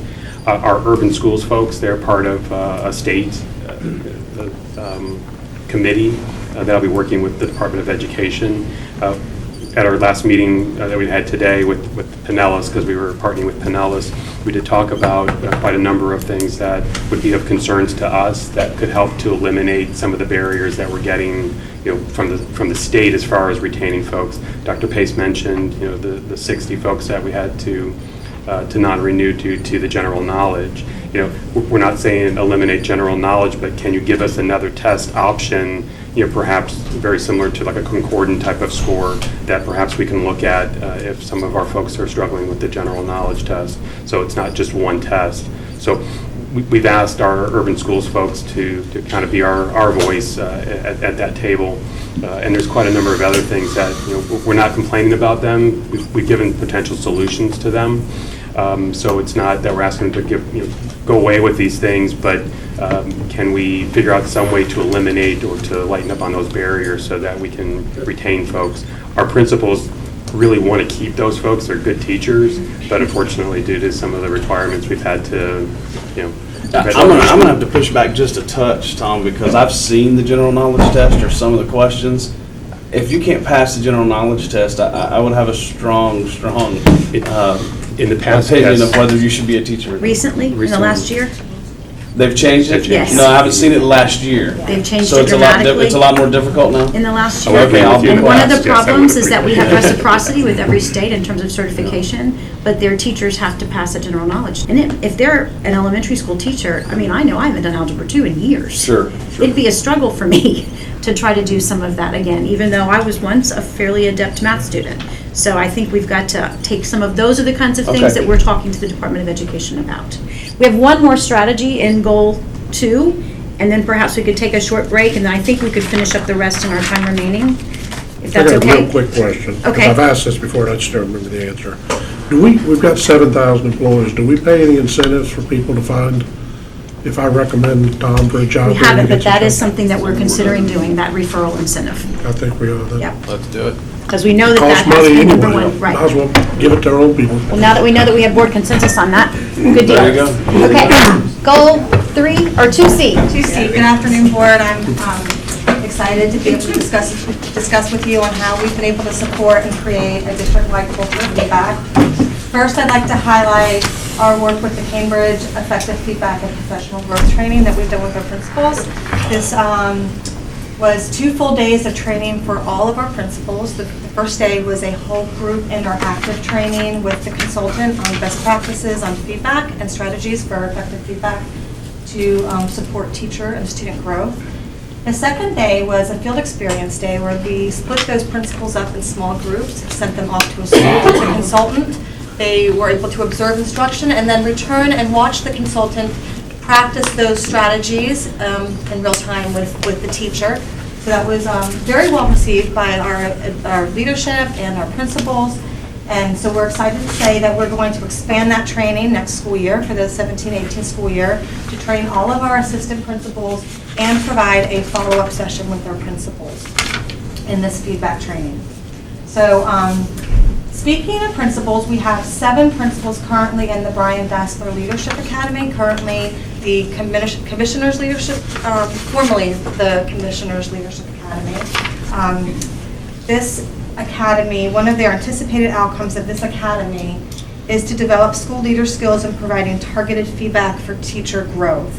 So we'll be tapping into this resource by utilizing this specific group of administrators to assist in the development of our administrators' leadership rounds or instructional rounds for next school year. And finally, we have 6 directors from the Curriculum and Professional Development Department that are participating in the National Association of Elementary School Principals Mentor Certification Training. It's a long one. This group will be serving as individualized mentors for our newly appointed school leaders. These mentors will focus on personalized support, prescriptive to the leader's needs, in effort to ensure a smooth transition as they become more experienced in the role of a school leader. And this really goes back to you don't have to be bad to get better. Our goal in our as a district is continuous improvement, and we want that for all of our school leaders to help our teachers and grow as well. Just a quick comment, you and I talked about this yesterday, but for the benefit of everybody, continuing to develop our assistant principals and principals, I know we're 100% on the same page on this, is absolutely key and important. I think we all will agree on this, but if we can't grow the leader, the academic leader that's going to be effective on the campus, we're going to continue to struggle with these other pieces. And so making sure that is a key priority from my perspective, at least, I don't know the rest of the board, is absolutely just as important as anything else we talked about. Yes, sir. Anything else on goal 2? Would you like to take maybe 5 minutes? I think like an hour and a half. Okay, 5 minutes and then we'll do goal 3. Deborah, charter schools, that test, it's killing us. Are they having to do the same thing, or are they? If they use certified teachers, they have to take it as well. But they're not required. You told me that from. Okay, but I wanted to make sure, I'm going to give you my thoughts on the high school name fillers things. I can take that into consideration. I'm going to deal with that. Depending upon. It's on the agenda. Depending on the person. But you want. Have you read it? Right. I did. All right, then. What we need is another year for them to pass that test. And some prep materials to help them do it. I'm in. Somebody in town. I wanted to be like It's generic, but you know what? We did talk to the commissioner about it just last week.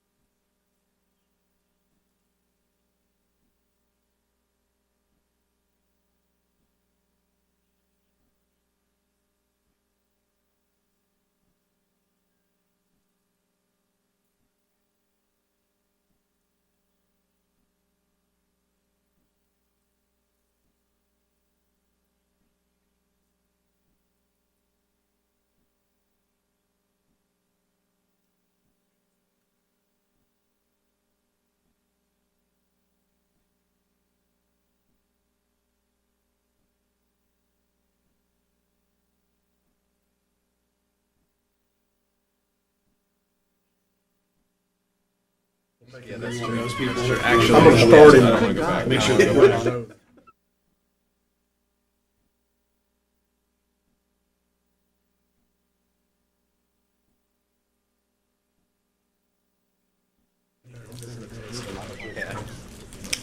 It was Donald Trump high school, I saw that on there. And the comments beside it were pretty interesting. You didn't like my submission? Yeah, I hope that wasn't yours. I don't have to bust. It was an HRC. I don't have to bust the hours of how many high school. I like Are we that. ready? I can guarantee you that. Okay, Chairman Soto and rest of the board, I think we're ready to resume our workshop. I know that we have spent the first couple of hours on goals 1 and 2, and we have 5 goals to cover, but those are always the meatiest in terms of the discussion that we have before us. But now we will turn our attention to goal 3, fiscal responsibility. Sarah Graber is kind of the goal owner here, but she has a very able team here. She is currently at the Finance Officers Conference. So Robert and Mark and Randy and the rest of the team are here to provide support as we work through some of our strategies and our accomplishments specifically related to fiscal responsibility. And then I have some information to share with you that Sarah prepared about the budget implications of House Bill 7069 and the governor vetoes. Okay, goal 3A, evaluate and prioritize of resources to impact instructional priorities. Operational cost savings. We updated the instructional allocation model, reducing 75 positions for a $4.8 million savings over 2 years. We eliminated several redundant and underutilized software programs, resulting in a savings of $552,000. And we implemented a 7-hour day for most schools and reduced 5 bus routes for a savings of $193,000. We also increased our data governance and the quality of data sent to the state. If we look back in 2014 and 15, the state took away 178 FTE from us on Survey 2. Survey 2 this year, we lost 4.8. Survey 3 of 2014-15, we lost 207. This year, we lost 1.3. So the data quality is getting much better. Okay, the Center for Employee Health. Over 4,500 patients have visited the center, exceeding 47% total of employees and dependents. If you compare it with Polk, 21% have went to their center after 1 year, and Lake, 50% after many years. Expanded services to include primary and urgent care, nutrition, physical therapy, and workers' compensation. The out-of-pocket savings to employees is $740,000 as of April 30th.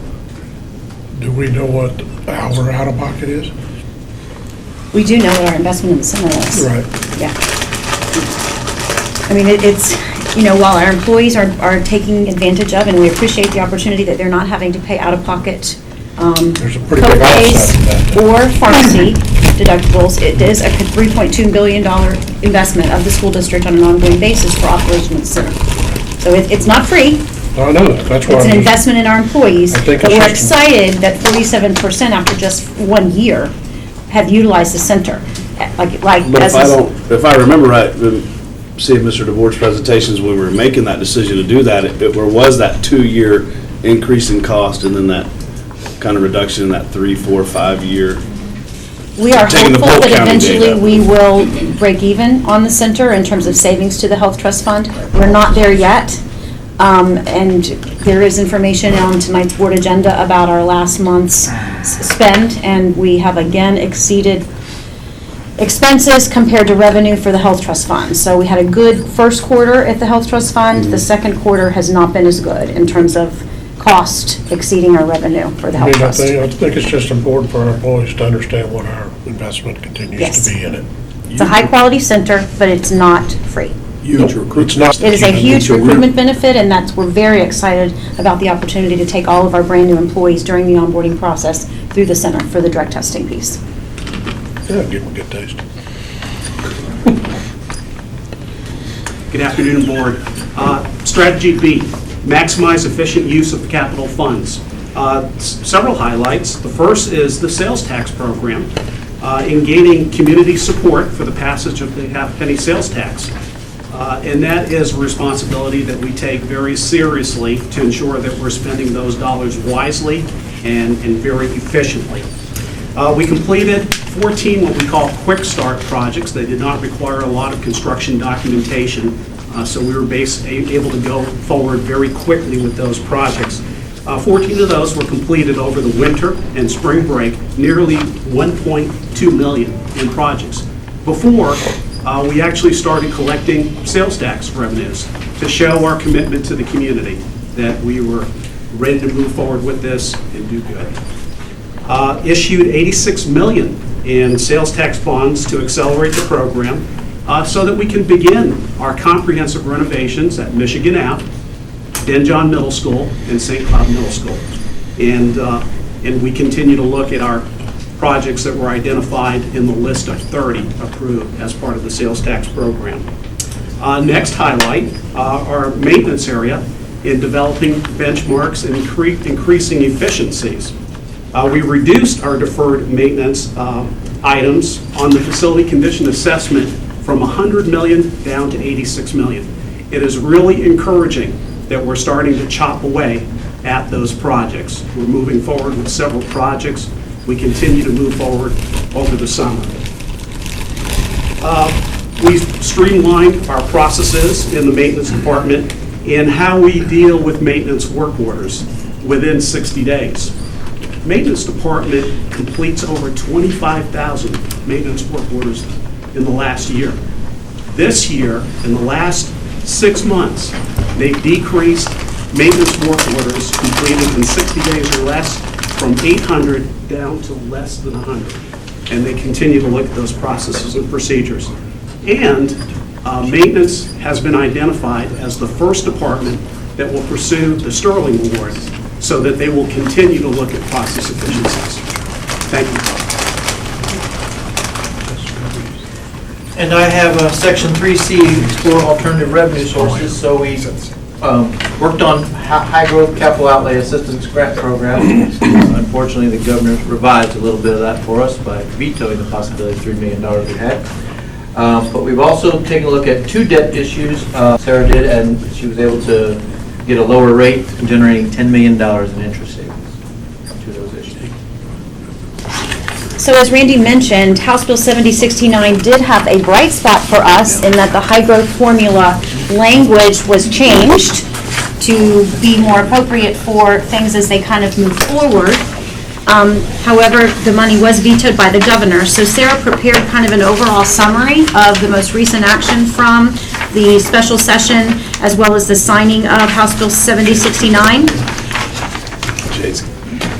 As you can see, we are slated to receive an additional $4.8 million in FEFP increase. That is that raising the FEFP BSA, base student allocation, up to a little less than $100. Remember, it was not $100 more.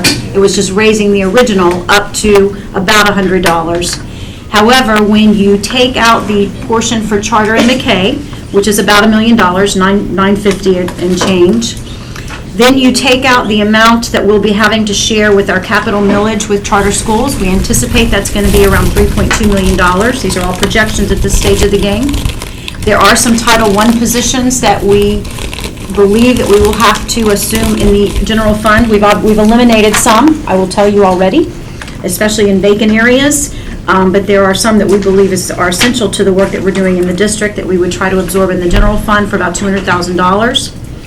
In addition, as Randy mentioned, the funding that was attached to the change in the high growth language was vetoed for another $3 million, as well as the uniform money, the standard student attire money that the district has benefited from for the past 2 years.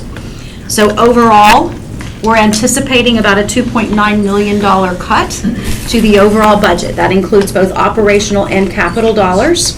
My team and I have already been looking very, very carefully at our line item allocations. I remain committed, as I know this board is committed, to operating within our means and using a balanced budget. We're just going to have to be creative in how we do that.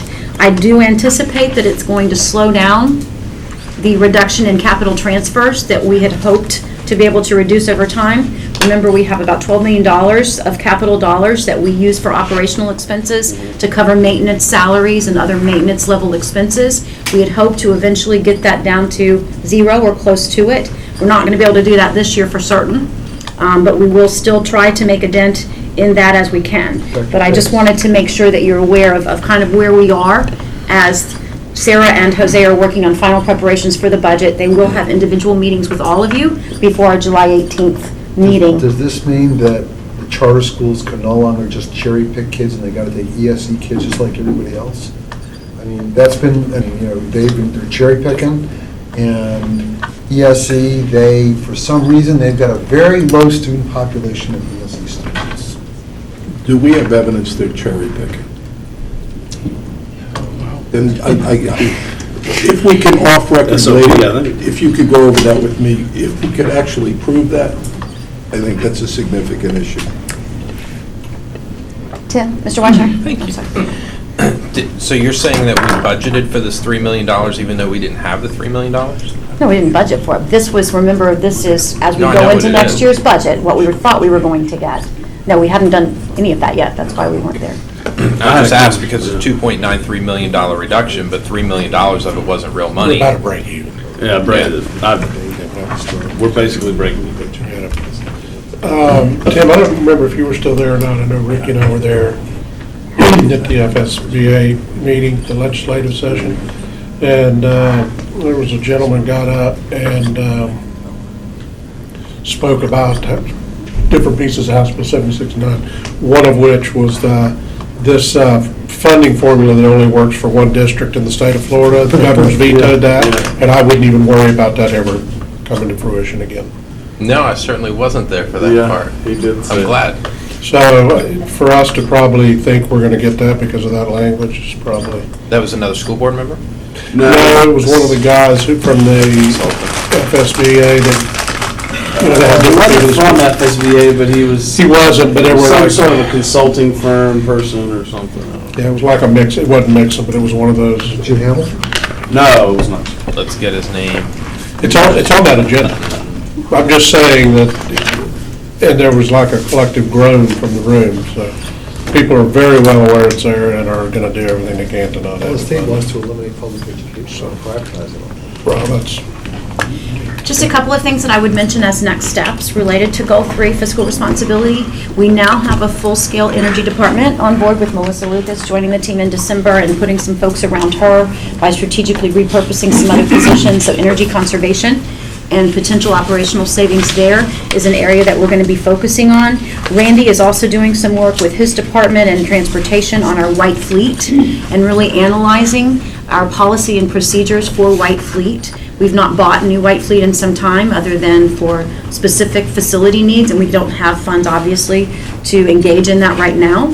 But we also need to look at what makes sense in terms of where it makes more sense to reimburse people for mileage versus operating a district car, district vehicle. And there are some guidelines that we're looking at with other districts. Sarah's gathering some information this week at finance officers, so we can really do a careful analysis as a part of our fiscal responsibilities to make sure that we're managing that to the best of our ability. So those are just a couple of next steps that we're already putting And I into just place. want to I appreciate greatly how proactive Mr. Clinch has been with capital projects and growth management. I mean, I know that I'm not always as available as you may want me to be, but I do appreciate that, I don't have to wait to get something. You're going to contact me and you're going to share it with me straight up, and we can have a frank conversation, so thank you. If there are no other questions, then that brings us to Goal 4. Dana is actually taking her son to college, but I really believe that this goal represents a collective effort anyway between the board, the superintendent, and our amazing community relations team, as well as every district employee, who, whether they realize it or not, really represents an ambassador for the school district in our community. And this is really about what we can do to change the perception and recognize the value that education plays within our community. Dana and her team have been very aggressive with the strategies in terms of the work that they've done. We are making a shift in terms of public perception, but again, it's a big lift and we still have a long way to go, and we absolutely recognize that. But just a few highlights. We've seen a 14% increase in our volunteer hours this year through the OASIS program. We had clearly great success in expanding our choice and CTE marketing, as noticed through our choice applications. I did want to point out that while we were able to honor and recognize 1,711 in-county choice applications this year. We had to do a couple of lotteries, but not many. We were also able to accept and honor 88 out-of-district applications for choice, which means we had spots in our schools, and we're going to be gaining that FTE that we otherwise would have lost. One question. So these parents all understand that if they call me and say, I need a school bus to pick up Johnny, Susie, whatever, there's no bus coming to get them. We've been absolutely clear in our conversation and communication about no transportation for those types of things. At least some folks living like on the county line somewhere that, okay. I don't have the specific data with me, but yes. No, I do, because these calls, or if you don't get them, these calls do come in. Where's my For bus? clarification, I thought we had clarified that if anyone called to want a transportation, Mr. Will would personally carpool them Yeah. wherever they wanted to go. Well, I'll say, Mr. Whiteside's got extra vehicles, his pickup truck will be there. You're also very aware that we've been able to expand our social media presence. Heather has been a great addition to the staff, but it really started with Mr. Curran and his team opening up access to our teachers and principals in our schools to be able to use social media within their classrooms for educational purposes. And we are also encouraging schools and teachers to start having social media accounts. Heather is providing some additional training, and as you can see, we've really grown that particular presence. I'm now familiar with how to do a live Twitter chat as well as a Facebook Live session. So that's been my own personal growth in this particular area. And clearly our analytics show that it's working. We have a 117% increase in our reach impressions on the district and school superintendent social media pages, and we have a 91% increase in our likes, fans, and followers. So how much longer until our employees can use their own devices? That's coming very soon. As soon as you change the Policy, policies. right. That's one of the policy recommendations that's coming before you tonight as to be considered for next time. See, I'll get straight now for it. I also did want to highlight our college-going culture efforts, in particular the Osceola Scholars event that we held in May at OXA, where we recognized the students who'd been accepted into a top 100 university or college, as well as our 18 dual enrollment AA students. It was a tremendous success, well over 200 students. As you can see, it's a significant increase over last year, 35%. We also, can't read those little numbers, but tripled the number of our students who are accepted into Ivy League. And these numbers do not reflect the number of our students who were accepted into or awarded military academy appointments. Again, very prestigious honors, and I know that we had 5 of those. It may have been 6. In addition, we have our Great Things Are Happening campaign that is really getting cranked up in letters going. The board member newsletters are getting ready to go out to people in your own districts. We have our Bright Ideas Employee Suggestion Program. One of my favorites is the Positively Osceola Feature Teacher. The only drawdown from that is that it's only once a month, but it's certainly a great way to recognize some of our super teachers out there in a very fun, positive way. As you know, I'm going to work on that. Well, and I wanted to say one thing too. I know that Councilwoman Matheny from St. Cloud had actually been to some workshop over somewhere with someone from DeLand, and she had an idea of expanding it for city schools inside the city limits for St. Cloud. How could they honor teachers? Would that be a possibility? Any way that we can honor teachers, we'll get it done. So just make sure that might be coming an ask somewhere from them, and I told her I'd help her with it. One of the other things that Mr. Weissleyer and I talked about as a next step potentially is getting you guys really busy during the first couple of weeks of school and going out and just trying to engage in workrooms with teachers, whether it's donuts in the morning or ice cream sandwiches at lunch or in the afternoon, but to try to maybe make a presence in every school if we possibly can. Of course, the next bullet here is the upcoming Education Economic Summit, or Osceola Showcase. We do have a date and a location. We have a guest speaker. The last piece is to finalize our invitation list. Mr. Thacker has done a tremendous job. I'm trying to slow the thing right now, because And I know he's going to send it to me today. Remember to do it right now. Our list of regional business leaders who we would invite to learn more about our schools through a kind of a mini principal for a day, and then a guest speaker lunch cooked Osceola style with steaks from our friends at the Silver Spurs Club. If you happen to have regional leaders in business, real estate, economic development who you think we might have missed, that you want to make sure that we have on our list, Please email me that information by the end of the week, and we will add If it. you think you missed, do we get a list of who you sent it to? so we I'll, know? as soon as Mr. Thacker sends me the list, There's which I some know he's doing confidence at the end of the momentarily. table right now, and I'm not talking about Tim. Well, Mr. Thacker, I know you've got quite a Looking down there, support the system. Tim would help you. The Economic Development Commission. I'm sure somebody from Moss Construction. I got it right here, I just can't seem to get it out from here when I...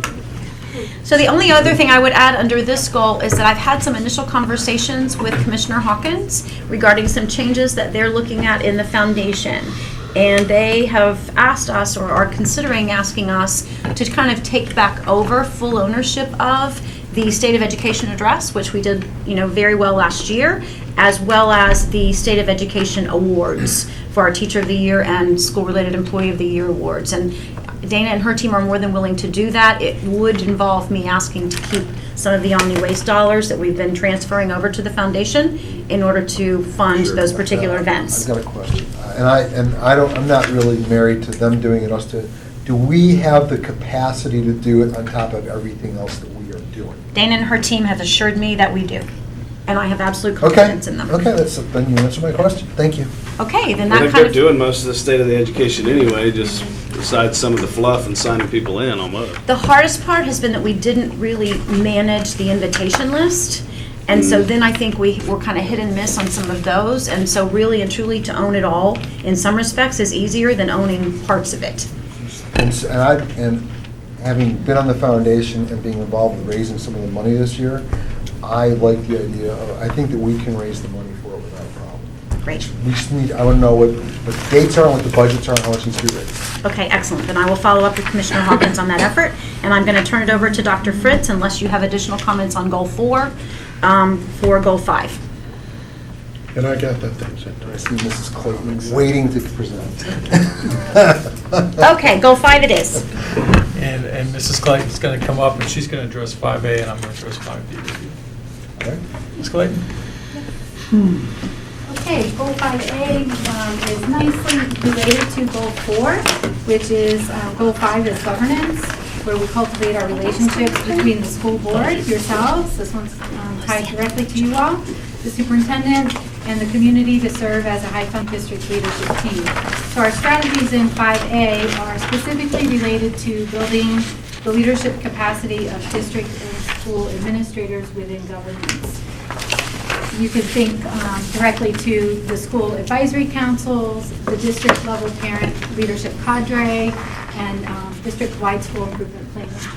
So this is broken into 3 activities. Our 3 activities, the first one is focused on participating in training and certification specific to the board, the superintendent, and principals. That's your master board certification training, superintendent training, and then principals for increasing their school advisory council and strategic planning and stakeholder engagement.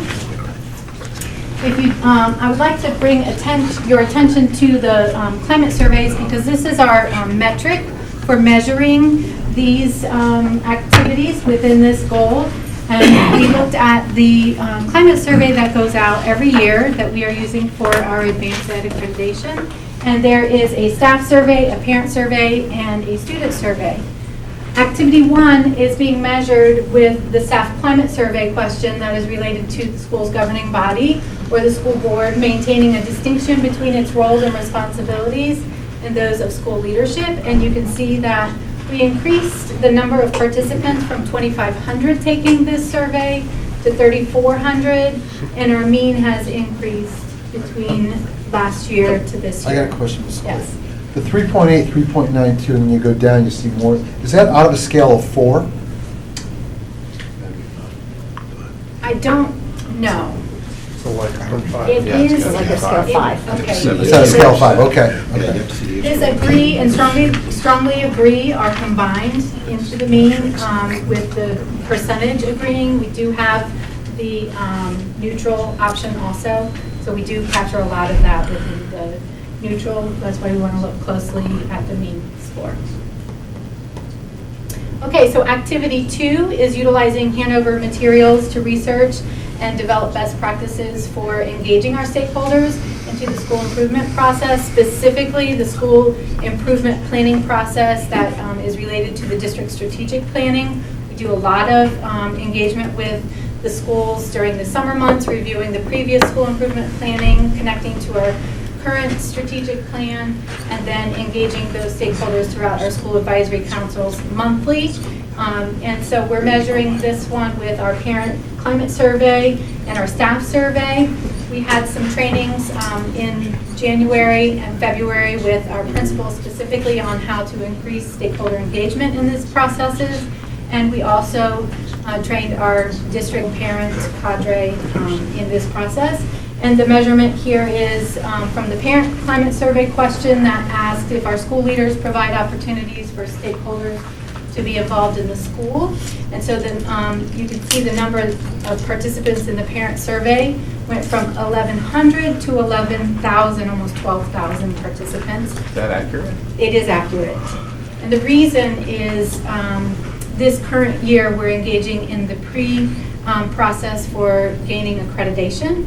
And we have a threshold that we must meet that's non-negotiable of 20% participation. So we put lots of extra incentives in place at every school across the district to ensure that we met the 20% threshold. But that is something that's going to continue to be a push for us. In order for us to have valid, reliable feedback, you need a significant response rate. So this is going to continue to be an area that we encourage our schools, our parents, our community members to be engaged. Because now I really feel like we have data that we can use to guide our work in our strategic planning and our school improvement planning.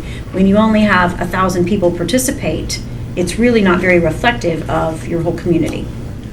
And I will say that this previous survey is a long survey, and it's very technical, and it's not easy for just a general parent to answer all the educational related questions without having some support through the schools. So the schools were very strategic in making sure that they provided a lot of guidance on that. And in this upcoming year, the survey is changing to be a lot more user-friendly. But it is the one that is provided by Advanced Ed for the accreditation process, so we don't have flexibility with the question. For what it's worth, in Activity 1, I think that question needs to be bifurcated. I think people are confused between schools governing body or school board.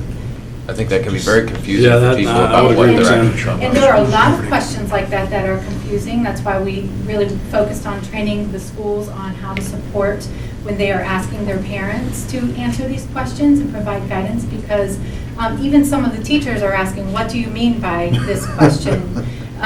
Certain questions throughout the entire survey. And that question came straight off the accreditation survey. Right, sure. So I'm assuming that's probably because you have charter school versus school district, correct?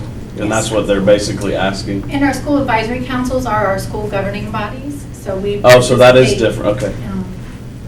Focus that way. So the new surveys are very exciting. They're going from 35 questions to 3 questions in certain focus areas. So, and that is again provided by the Advanced Ed accreditation group, because they're constantly focused on continuous improvement for schools and for themselves. So they've taken that feedback and are going to tightly align to really the work that will help us move. Okay, so then the staff climate survey that's related to engaging stakeholders, and the work that we've done there is our schools leaders provide opportunities for stakeholders to be involved in the school. And we went from 2,500 participating in the staff climate survey to 3,400, and the mean has also increased. Activity 3 is focused on increasing the district leaders' involvement in community and school organizations, agencies, and boards, and focusing on just the district leadership team, the district PLC leadership team. There are 12 members on that team with 58 organizations represented at the local, state, and national level of involvement. And then all administrators have been registered as members of FASA and participated in the FASA conference last week, and they're helping organize our Administrators Academy, which is tomorrow. We begin tomorrow with professional development and involvement collaboration with FASA. So we're looking to expand our leadership team organization participation and continuing our close work with FASA.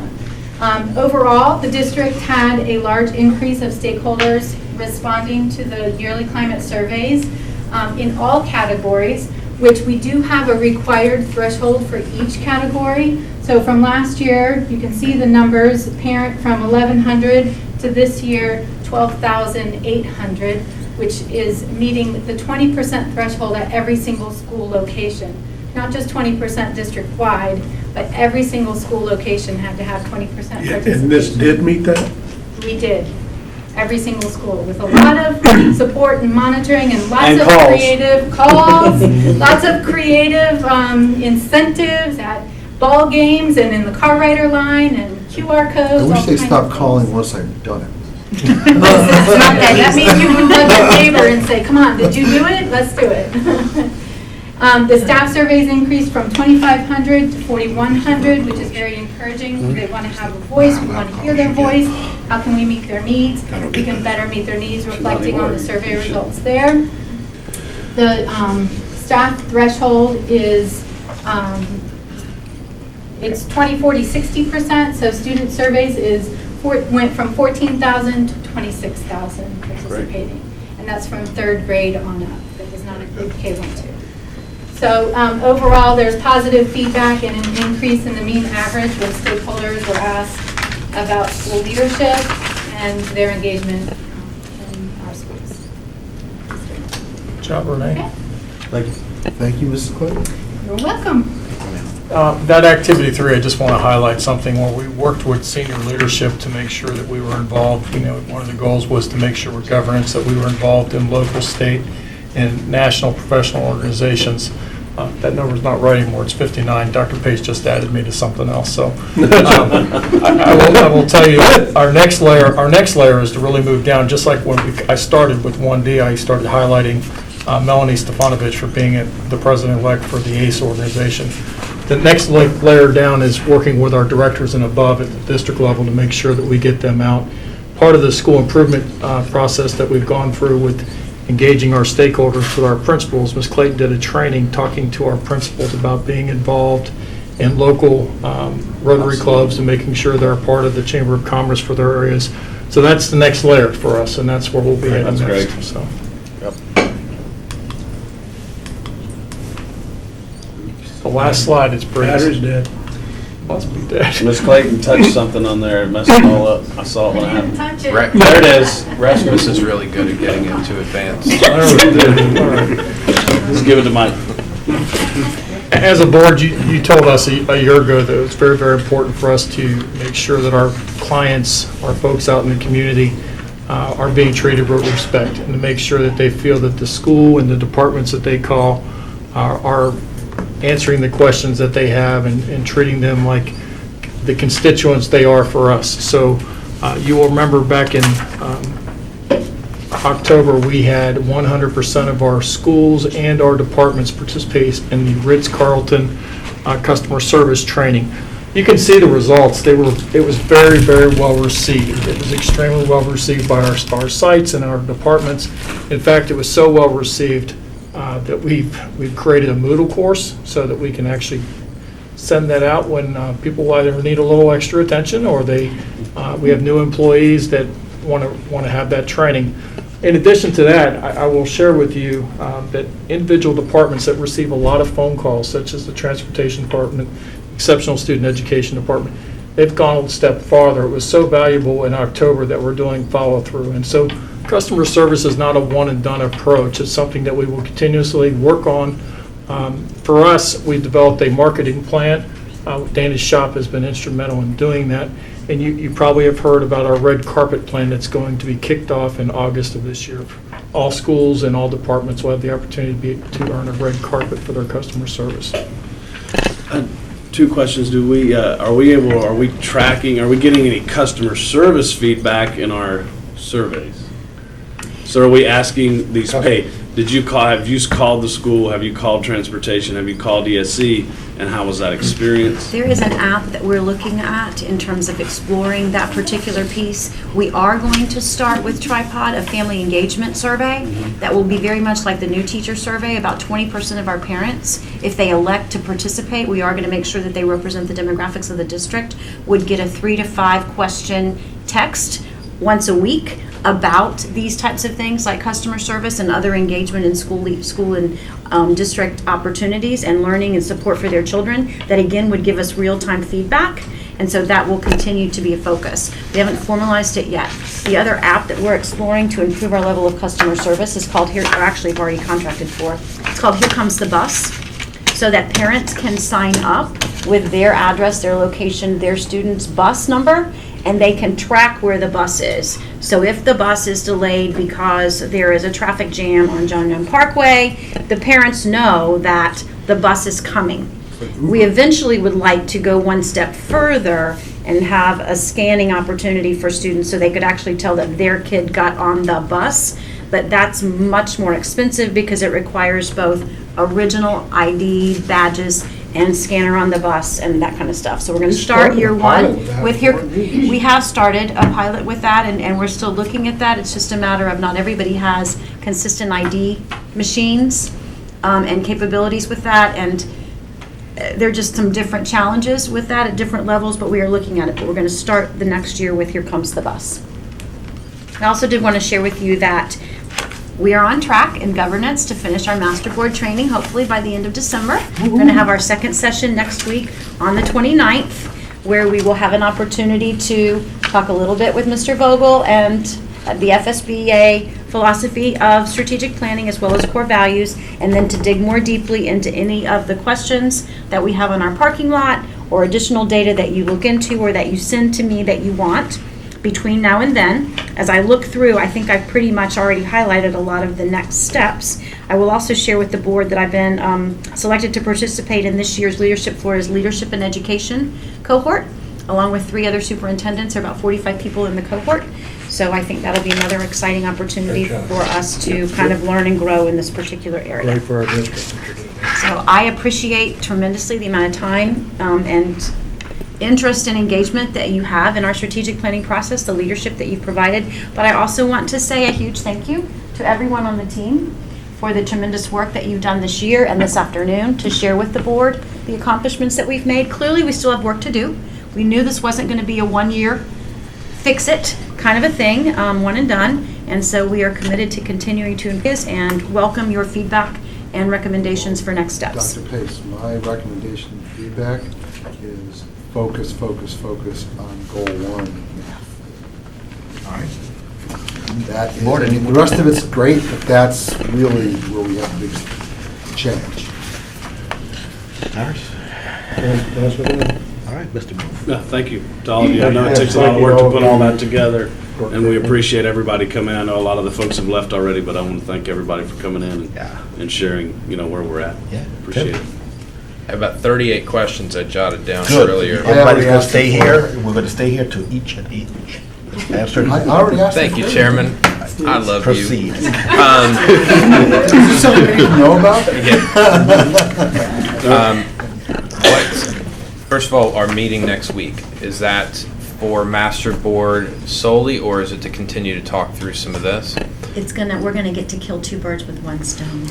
I love you too. We don't kill birds. And there's food We love involved. birds. We love animals. And Dr. What Hubbard? is, There is. what is our proposed timeline to have things buttoned up for our strategic plan? What are you envisioning as far as that's concerned? I would like to have it ready for you by the July 18th board meeting. We meet next week. And it may be the first meeting in August, kind of like we did before, because I have a retreat with my team on July 19th. So I will take the feedback that we get from you guys and then move it forward that way. First week of August. How long are we together next week? 4 hours. Did you write your? 5 to 9. And I will need help cleaning up. Board, I just want to let you know that I will not be able to attend the meeting tonight, so I did want to maybe just mention something briefly on the name of the high school, and see if Mr. Soto had any thoughts. If you would like to, I could give you what I think is good for me, or Mr. Chairman, what? Yeah, we're talking about the item that's in the consent, in the regular agenda. And just so I can put it on the record, it's going to be item 9D, letter D. All right. And Mr. Booth is not going to be attending. That in itself precludes me from really wanting to take any kind of decision on that. We have, I think the last time, if someone can help me, the last time that a high school has been named in this school district has been over 10 years, if I am correct. Needless to say, there's only about, there's not many, so it is a fairly rare occurrence. Am I correct? It is. All right. So given that it is a rare occurrence, it hasn't happened in a long time, add to that the obvious facts, which is, the largest school is really kind of, we meant it, a board from our 2013 meetings, and we meant it to be transformative as to how we view the role of education in our culture, in our community. I think some of you will remember that we said that as part of our vision back then. So here's the thing. Right now, I don't believe it's ready to go ahead and make a decision on a naming. What we've done so far is that we have announced it to the community, to our social media. I believe that there was a survey that was done. But I don't think that there's been enough input. And I don't know if we've done everything that we can, within reason, to solicit that input. And I haven't seen anything in the media, I mean, at least locally, in terms of local, this is such a rare occurrence. I haven't seen anything like in the media outlets. Where did all the names come from we got them? They come from a survey, which is what I was mentioning. Oh, okay. That was me late at night just typing. And that's the thing, the survey, it looked like there was a lot of that stuff going on. Some of your handiwork there. And the survey was out for a month. I believe. Yeah. We had the survey on the website for a month. And certainly, board, we are willing to take direction and do anything that you want us to do to seek public input. Our new principal is scheduled to start in July. Certainly we could engage small community stakeholder meetings. I just remember, if I'm not mistaken, from the initial conversation with the board about the naming of the school, that the board very much wanted to retain full authority on that, as you're right, which is what the policy says it should be. I absolutely agree that we should have community input. So if you guys have another suggestion for how you want us to more aggressively seek that input, like I said, we can have community meetings. You make suggestions to us and we'll do it. Let me just finish the basis of how what the discussion is, because what is, as we look at the, and by the way, in your packet, you'll see the rule 8.54, which states about how naming, things like that. But it's just like the superintendent described, it's really the discretion of the board. I, for one, I may have my own, what I glean from what I understand of the community needs, and have my suggestions, but I definitely don't feel like I have enough input besides my own analysis.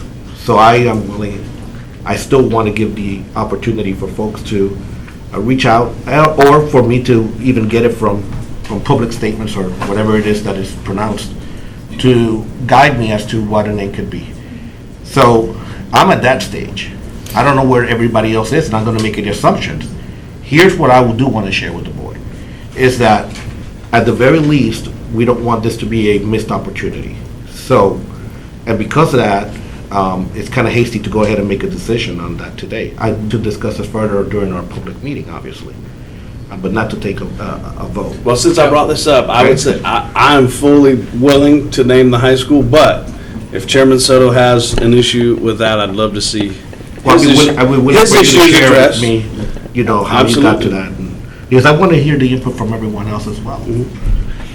My question, Kelvin, I'm perfectly fine, like Ricky, kind of yielding and giving you some opportunity to kind of make sure you're at peace with where we're going. But I guess what I'm not certain of is that we have it's not like we're rushed, but we do need to get things going sooner than later. Correct. So there's not as much of a timeline available to us as we may think. We've got And I would T-shirts to sell. Yeah, I'd probably like to just know.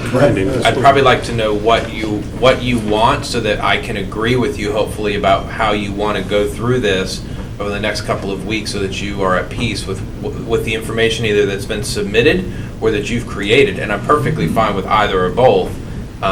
Well, look, I appreciate both of you trying to make it something that I personally want, but it's not really quite like that. Here it is, as I stated before when I started making my comments, that this is a fairly rare occurrence. It is a big investment in our community. We did want to do something different back, and you were a member of that board along with Mr. Wheeler, about that we wanted to go ahead and have something transformative. And part of that It's not just the design and all the attention that we put into it, not to mention the resources we dedicated. But, you know, it also has to do with the name. That's a big deal. I mean, it goes, anything that's significant, whether it's a ship or a large, that has a lot of thought that goes into it. This is not about me and what I want. I'm not here to try to advocate an idea of a name that Kelvin personally wants. I don't know what it is yet.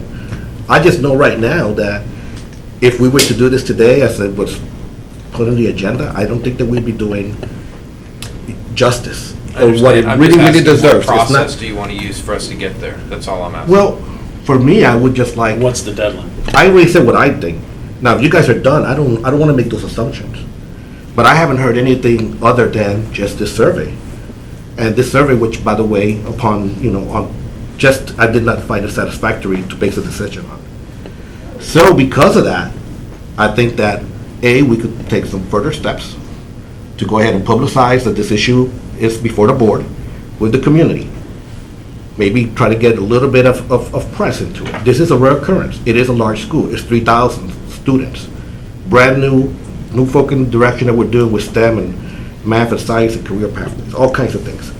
I don't think that's been done to my satisfaction, but that's just me alone. However, I will go as far as saying is that for what we've already discussed before as to how we want this high school, what we've invested in it, is rare occurrence, it's impacting the community.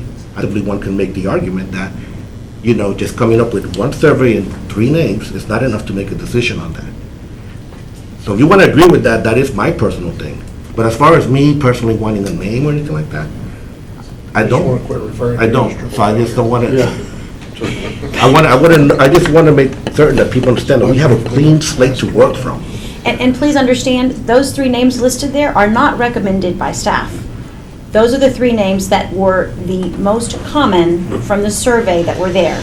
If I could we could certainly ask for more names through social media, through the press, those types of things. I would suggest, if possible, that if the board has some other things in mind or has heard other things in the community, that we talk about those together as a board, you do, and we maybe put some choices out there with the idea that people could say, here's 5 names that have been suggested, pick one or suggest another or something like that the board could come back and further discuss. My concern about just putting a generic survey out there of send us your names is going to generate kind of exactly what we got. Some serious intentional thought, and then some just random, I'm sitting up at night and I'm going to type something to submit. But Superintendent, I think that what you mentioned right now is going towards the right direction, not the survey. But the fact that we have several meetings before we actually, where we are at the moment that we need to make a decision. Board, if we have the time at the end of our meetings during new business and continuing business, in the end, this could be our decision. To go ahead and share with everyone, you know, hey, look, you know what, here's my efforts, or this is what I heard, whether active or passive, and we could continue having this discussion.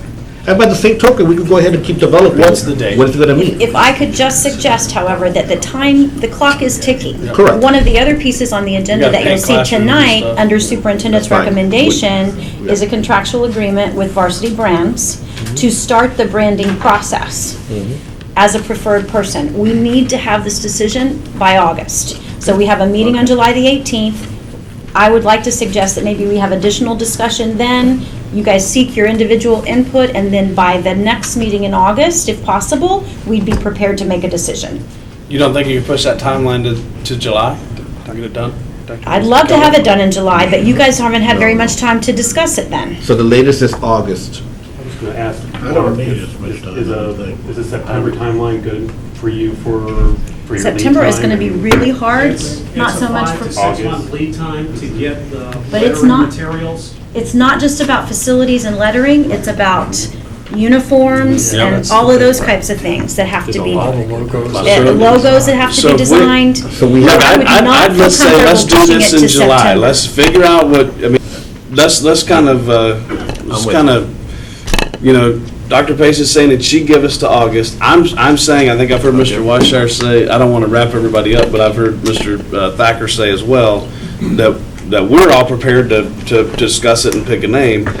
But I think for you, we want you to be satisfied. I certainly do, personally want you to be satisfied with where this leads, but here's the I'm thing. proxy for Wheeler on this one. He's good We too. have- He's good too. We have one meeting in July, it's July 18th. And what's the following meeting is gonna be, I believe it's. Be like I don't August. have my phone. The first Tuesday in I don't know August. what else I would see other than a list of 1,000 names.